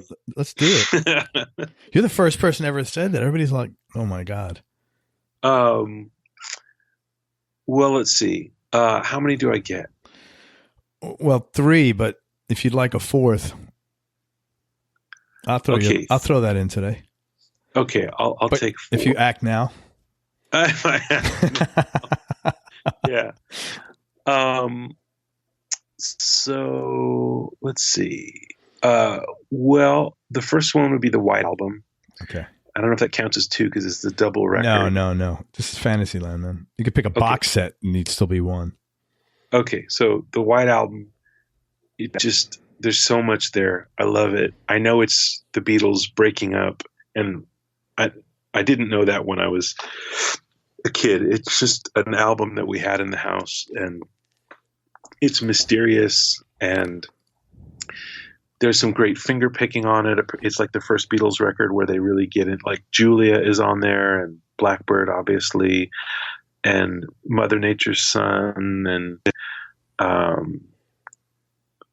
it's just it's the Beatles found some new guitar stuff on there, and all the tones are just so awesome and don't sound like any other record. This is the White Album. It just sounds good, and the songs are great, and even the songs that you forget are on it are great. So that's 1. One is Chris Whitley's Dirt Floor. Ah, interesting. Do you know a guy named Doug Womble? Sure. He's really big into Chris Whitley. Yeah. And to me, that's the record. There's also another Chris Whitley record called Weed that's really good, but I don't count that as a Desert Island record. But Dirt Floor, yeah, that's the one really he likes. special. Dirt Floor, I think that's the one he likes. It's really special. And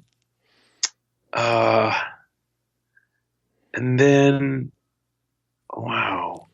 I mean, it's just hard to limit it, but there's a Duke Ellington record called Piano Reflections. That's not a band record. It's just a trio record, piano, bass, and drums. And it's so inventive and beautiful and fresh. And I mean, I love piano trios that, there's the Bill Evans trio and there's Oscar Peterson trio and lots of that stuff. But this Duke Ellington just kind of threw it all out and did his own thing. And it's just so creative and inventive, and someday I hope to make the guitar equivalent of Piano Reflections. I think it's one of the best records ever made. That's a great goal, man. Yeah. So that's 3, I guess. I said Dirt Floor and Piano Reflections and the White Album. Let's see if there's one other Desert Island record that I just something I just never ever get tired of. Because to me, that's what a Desert Island record is. I'm not saying that these are the best records ever made. I'm just saying every time I go back to them, I hear something new and I feel kind of, I feel rejuvenated.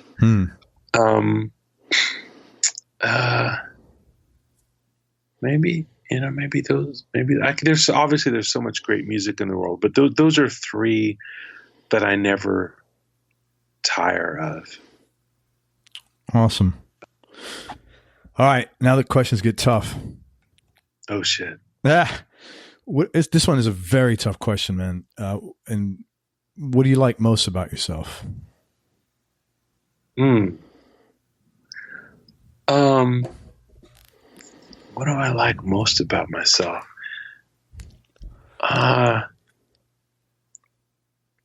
You mean musically or just as a person? No, as a person. Come on, musically, it'd be too easy. Like, man, I'm really good at pentatonic. Yeah. My 16th notes are the shit. I guess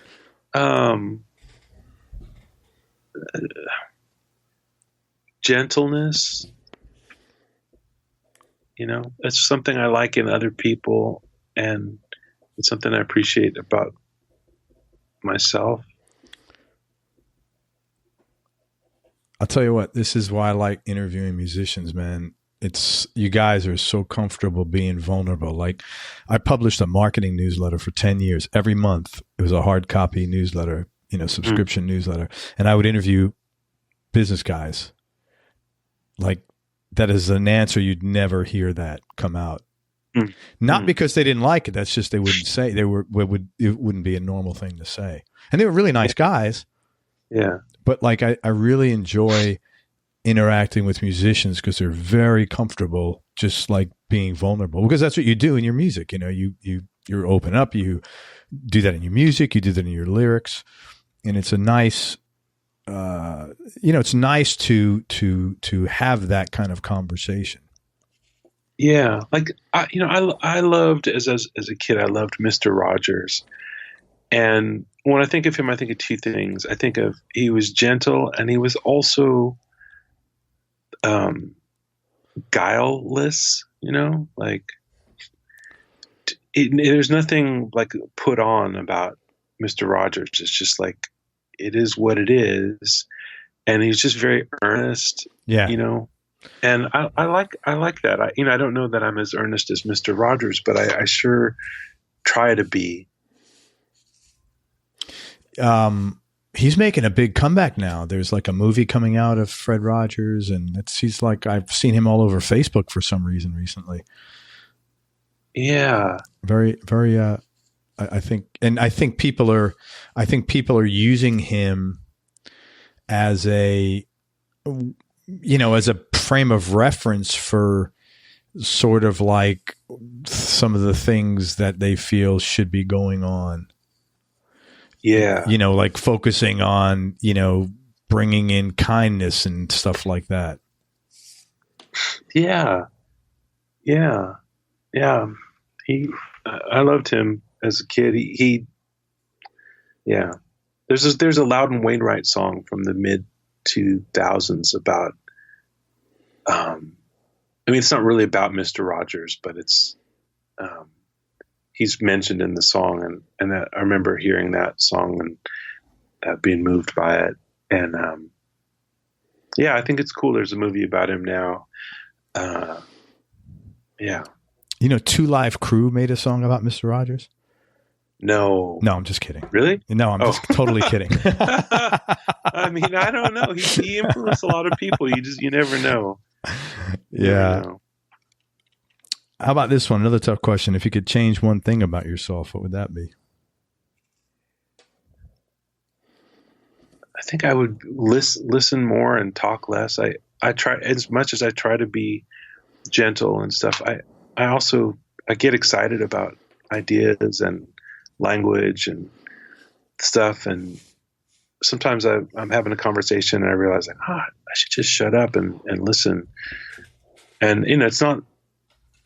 it's not that hard to do, but sometimes I forget to just listen. And also I'd be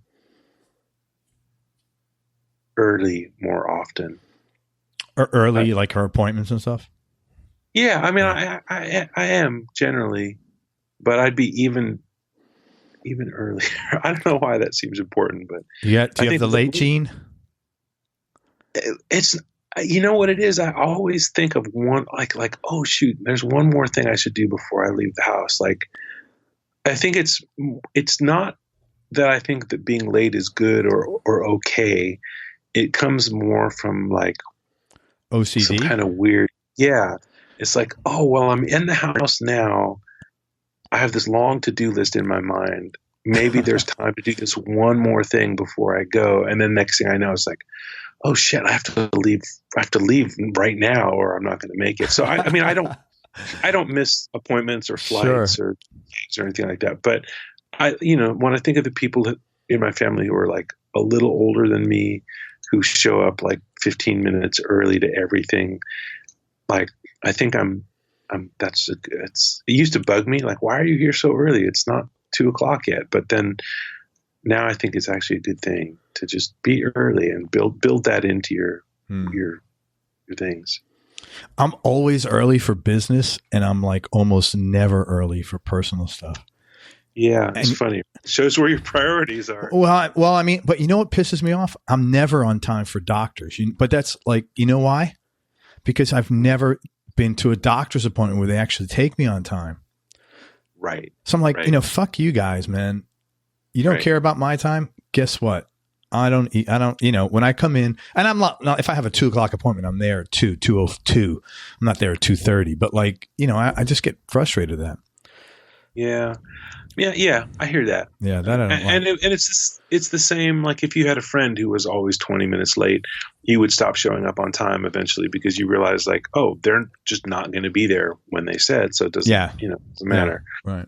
I don't know. It's just because the thing is like things can go wrong. They always do go wrong. And just like planning to be there, just bring a book and show up early. It doesn't mean you have to knock on the person's door if you're going to their house if you're early, but just, be there and just,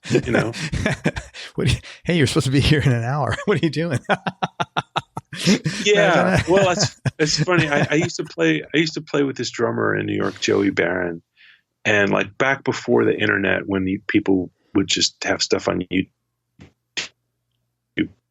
these tapes that would go around, like I'm sure everybody's heard the Buddy Rich tapes, and there was stuff like that would go around as tapes. Or wait a minute, no, I haven't heard these, but I only heard about this recently. Supposedly, Buddy Rich was like awful to he was just a horrible guy to work with. That's what people say. So in the 70s, when he was touring around with his band, he had very high standards, and he would yell at the band after the show if things weren't great. And he was just so colorful and over the top that, I don't know. I didn't get to hear the band. Maybe they needed yelling at, but sure. It just sort of has taken on this sort of cartoonish, caricature. And so there's always been stuff like that that's going on. And I remember that Joey had somehow gotten this recording of, I want to say it was jazz singer Carmen McRae. It may have been another jazz singer, but I think it was Carmen McRae. And a drummer had showed up at her house like 20 minutes early for a rehearsal. And she was like just gotten out of the shower. And he liked to record everything. And so Joey had this tape that this other drummer had made of Carmen McRae, I think, just reading him the riot act. It's like, hey, rehearsals at 2, don't show up at my house at 1:30 or whatever. And the drummer on the tape is like, well, look, drums take a long time to set up. If you want to start playing music at 2:00, I have to be here at 1:30. That's how the drums work. I mean, he was, I think, he was earnest when he said that. But, some people, when they say rehearsals at 2 mean show up at 2. And other people, when they say rehearsals at 2 means we're going to start playing music at 2. The downbeats at 2. Yeah. Yeah. Downbeat. I love that word. Downbeats at 2:00.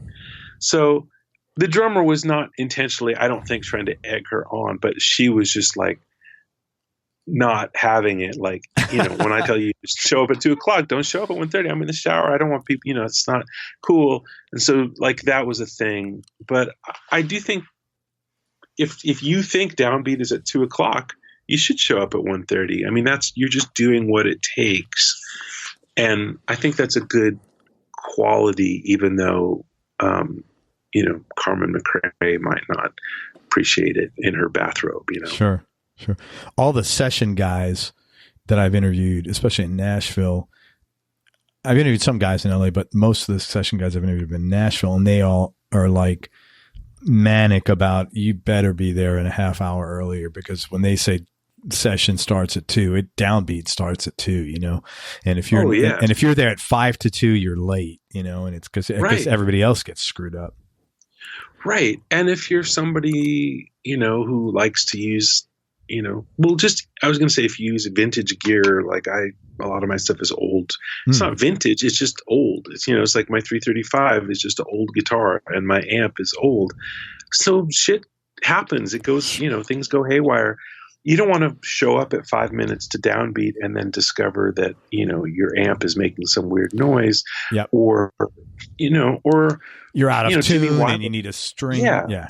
Sure. Jimmy Weibel, who was a guy that I studied with, he used to show up early because he wanted to have a look at the music.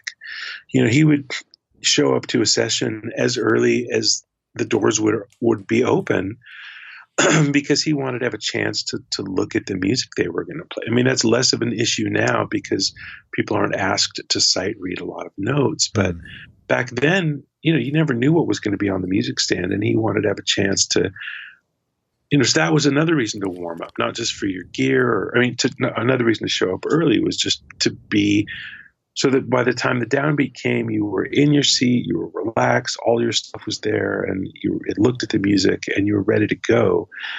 And rather than just run in the door at 5 minutes to downbeat and just plug in and play, that's charming once or twice, but it doesn't really fly as an operating, as a modus operandi. Totally, man. This might be a tough question to answer. If you can't, that's fine. If you didn't become a professional musician, what do you think you would have done instead? Become an unprofessional musician. There you go.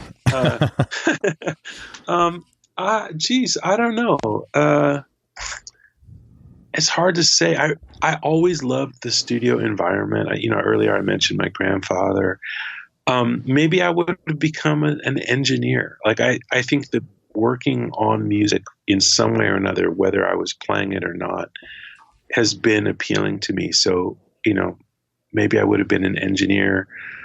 I can't see myself doing anything too far afield from from music making and music recording. It's just really hard to imagine.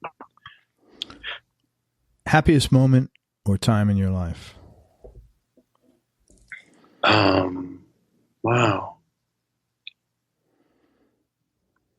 I would say maybe the first year or two that Norah's thing was really happening, because it felt like so this is like the early 2000s. It felt like a real payoff for lots of hard work and lots of ups and downs up until that point. Sure. Like, this is where I'm supposed to be. And I think that's the thing that kind of comes and goes for me, and maybe for other people, I would imagine too, is like that lingering thing of like, am I in the right place? Am I doing the right thing with the right people at the right time? And in that era, I really felt clear that I was. And, then I started my own band in New York and was playing. And, there was this overlap between Norah's thing really taking off and my own real kind of discovery of songwriting and being a singer and having a band myself, and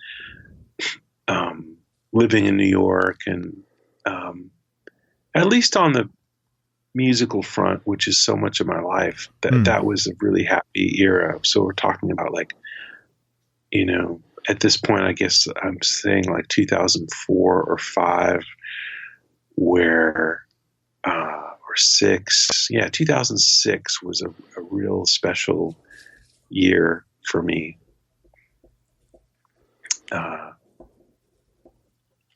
I turned 40. I started my first band where I was singing. Norah's thing was just going like gangbusters. I guess that's not one moment, but it's sort of a moment in time. Sure. Yeah. And now, I have a lot of joy now, but it feels less like I'm doing one thing where I wake up every day and I'm like, all right, we're doing this thing that we do, and it's a little bit more scattered. Well, business has changed. There's a lot of hustling. Yeah, business. Right. I think that's just true. It's a necessity, of the being a musician today, I think. Right. So if you're prone to any kind of self-doubt, or like, it's challenging, because it's a lot harder to figure out if you're in the right place, doing the right thing with the right people. If you're doing like a main hustle and a side hustle and a side hustle and a side hustle, Mm-hmm. There's just a lot of layers of hustling that I think everybody has to do. And it's harder to just appreciate where you are, because in the moment you're doing something, in the back of your mind, you're always having to think ahead to the next thing. And it can take you out of the thing that you're doing. And I think that's not good. No, totally. It's tough to have a bunch of, things to juggle, for sure, man. Yeah. Do you have any hobbies or interests outside of music, Adam? I play a lot of Scrabble. I've never gone to a tournament, but I've thought about it. I mean, I'm sure I would get my ass kicked at a tournament for sure, but I wouldn't mind. Like, even if I got to play one game and then was out, I think it would be fun to try. I play a lot with my cousin in person. He lives in Oakland. I live in LA. So when I'm up there visiting, we've gone on a couple of like Scrabble trips, like me and him and another friend. We'll just like rent an Airbnb somewhere and just drink coffee and play Scrabble, or drink beer and play Scrabble. And like, I'm into it.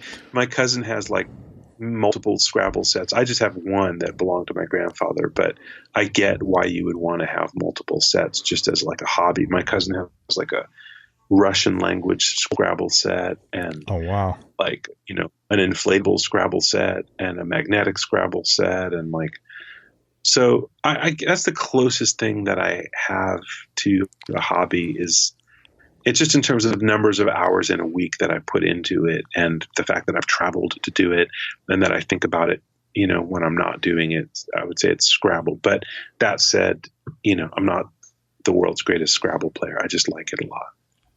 Well, that's cool. That's a new one. I have not heard that before. Yeah. And I think there's something good about it for musicians, for your brain and your, it's because it involves anagramming and it involves a certain kind of way of thinking that I think is, conducive to making music. I mean, that's what I think. I don't know. Dude, if you can laugh and have fun, I don't care if you're, decorating your wall with toilet paper. I think it's good. It's great, Yeah. Seriously. Exactly. If it makes you smile and you're relaxed, God almighty, that's worth its weight in gold, man. Totally. Yeah, totally. Anything you're trying to improve on? Like musically, personally, business, anything else? Musically, I'm trying to figure out how to play. I bought a couple months ago this lap guitar. It's not an electric lap steel like we think of this as this like Western swing thing. It's an acoustic guitar that's where the neck is a 2x4, so you can't play it conventionally. You have to play it in your lap with a bar. And I'm really slow at it, but I'm trying to figure that one out. It's not anything I'm going to take out of the house anytime soon, but I'd like to be able to develop it to the point where I could incorporate it into my, other stuff I do. Musically, other than that, I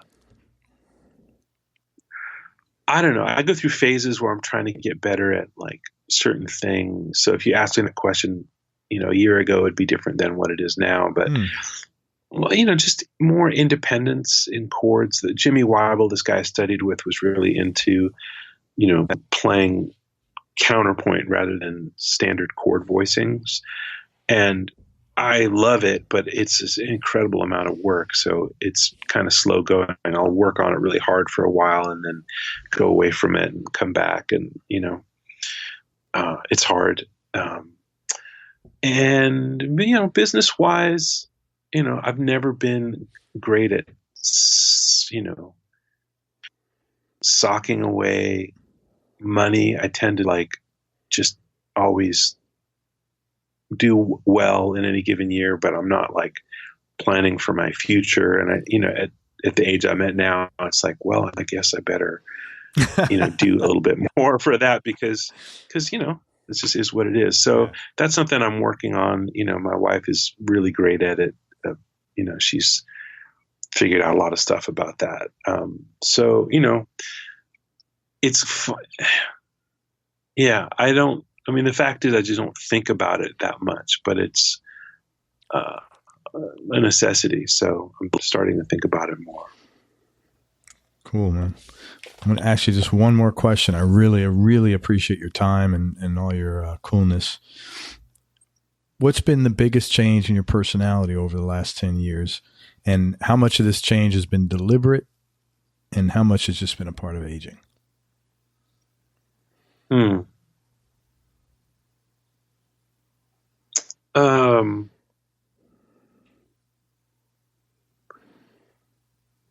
Well, I think, I definitely I can get dark sometimes about things or see things in a negative light. We talked about this towards the beginning of our conversation about, you don't want to be the toxic person in any given situation, whether it's musical or something else. And I know I sometimes, fall back into thinking about how bad things are rather than how good they are. But on the whole, I think I'm more focused on the good than what's working rather than what's not working.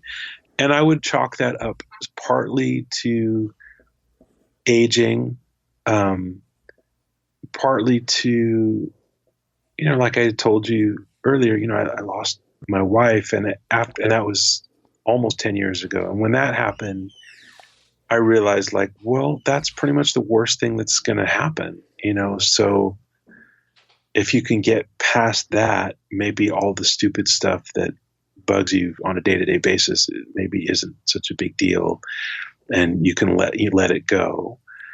And I've done some deliberate work. I have seen therapists in the past. I see one now. It's something to work on.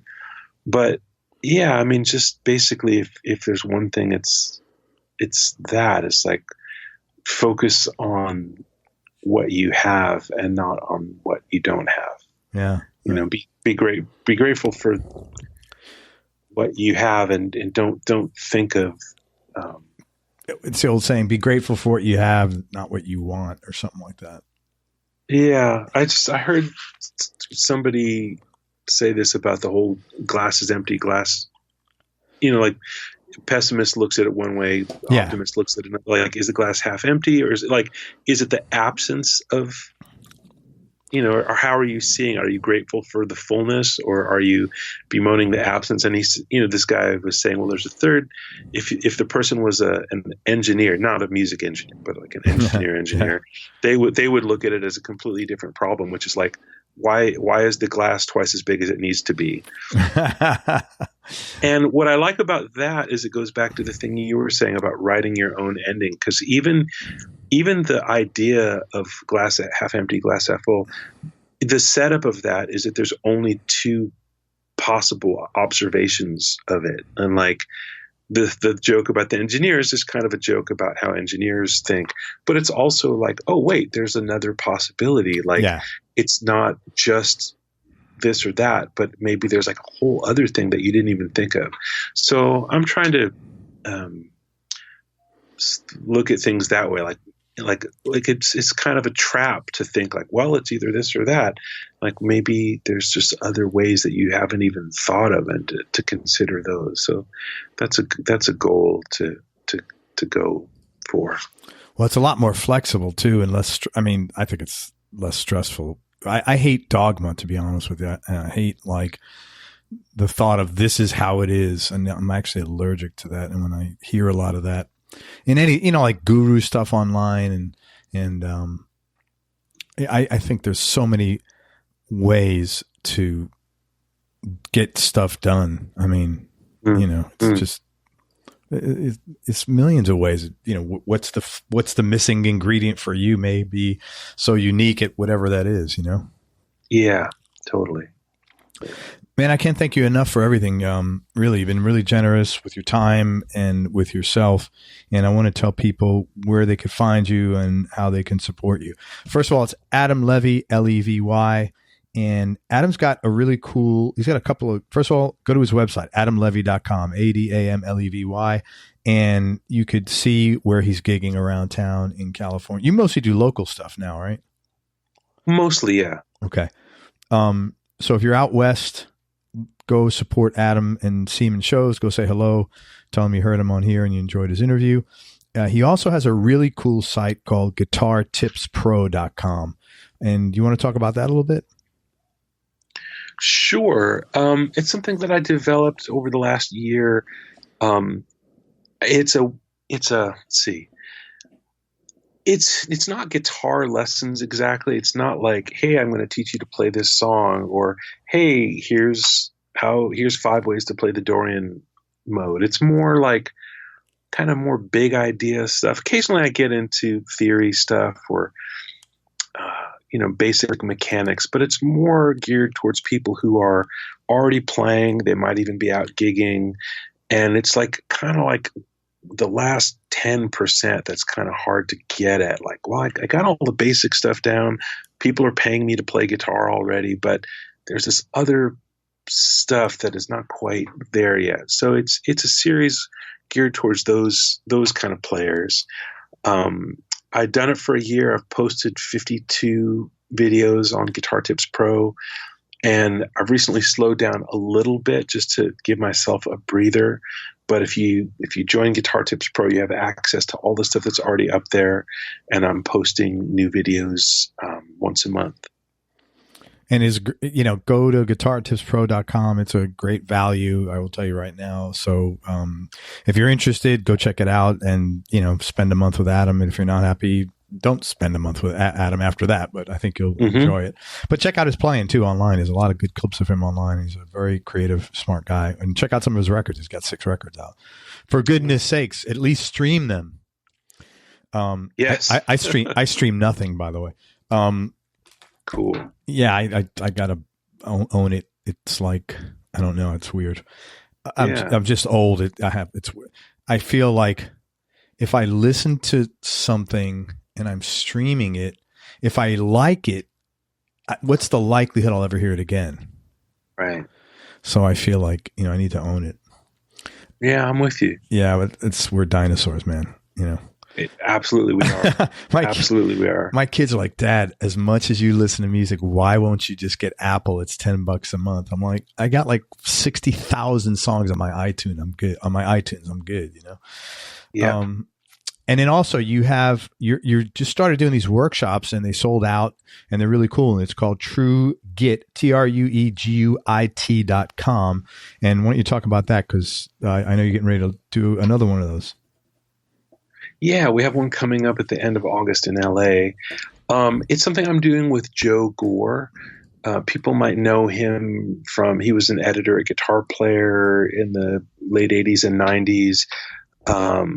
He's played with Tom Waits. More recently, he has a video blog called Tone Fiend, where he does lots of kind of crazy rewiring projects, like all these ways. You look at a Strat and you think like, what can you do with a Strat? And he's like thought of millions of different interesting things you can do. He does some kind of deep dives into geary stuff, but he's also, besides all the gear stuff, he's just a big thinker about music. And a couple of years ago, we had a conversation over coffee about doing a workshop together, and his point of view and my point of view are pretty different, but they're complementary.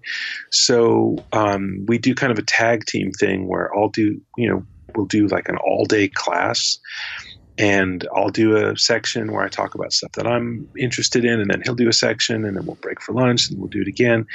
And it's really about helping people find their best path forward with whatever their personal goals are. So, if you're working on mechanical things or creative things or big picture things or, little minutia, whatever it is you're getting at on the guitar, the workshop is designed to help people learn a lot of new stuff in one day, but also to think about how to get themselves to the next steps on their own. And people get to interact with you one-on-one, or small group setting. Small group setting, yeah. Awesome. We keep the seating limited, so it's very personal for sure. Very cool, man. And again, you can check that out at TrueGuit, as in True Guitar, TRUE, but it's not True Guitar, it's TrueGuit, TrueGuit.com. Leave the AR off for later. Wasn't there a commercial for that? Yeah. I don't know. MATTRES. Leave the S off for savings. I don't know why. Wow. 1-800-mattress. Oh, wow. That's like 100 years ago when I was a kid listening to Howard Stern. Wow. God, that was cobwebs. I don't know how that came out of my head. This is what happens. Hey, man. That's funny. Listen, thank you for everything, man. I really appreciate it. I'm glad I got to connect with you. You're a super sweet guy, man. And thank you for sharing your story. And if you're ever out here, make sure you get a hold of me. And if I'm ever out there, I'll do the same. Thanks, Craig. I will do. Thank you for a really great conversation. Likewise. Everybody, thank you so much for listening. I hope you enjoyed this interview as much as I did. Thanks again to Adam Levy for spending time with us. Go support Adam. Check out where he's playing. It's adamlevy.com, Levy. And make sure you go to everyonelovesguitar.com and sign up to our newsletter right now while it's fresh on your mind. And most important, remember that happiness is a choice, so choose wisely. Be nice, go play your guitar, and have fun. Till next time, peace and love, and I'm out. We hope you enjoyed this show. If you did, subscribe to the Everyone Loves Guitar podcast, and you can do this online at everyonelovesguitar.com or on iTunes. And if you like the show, please leave us a 5-star positive review. The more 5-star reviews we get, the higher our show ranks, and higher rankings mean we get to continue speaking with cool, interesting guests on our show. We'll see you on the next episode, and until then, keep playing your guitar and have fun making music.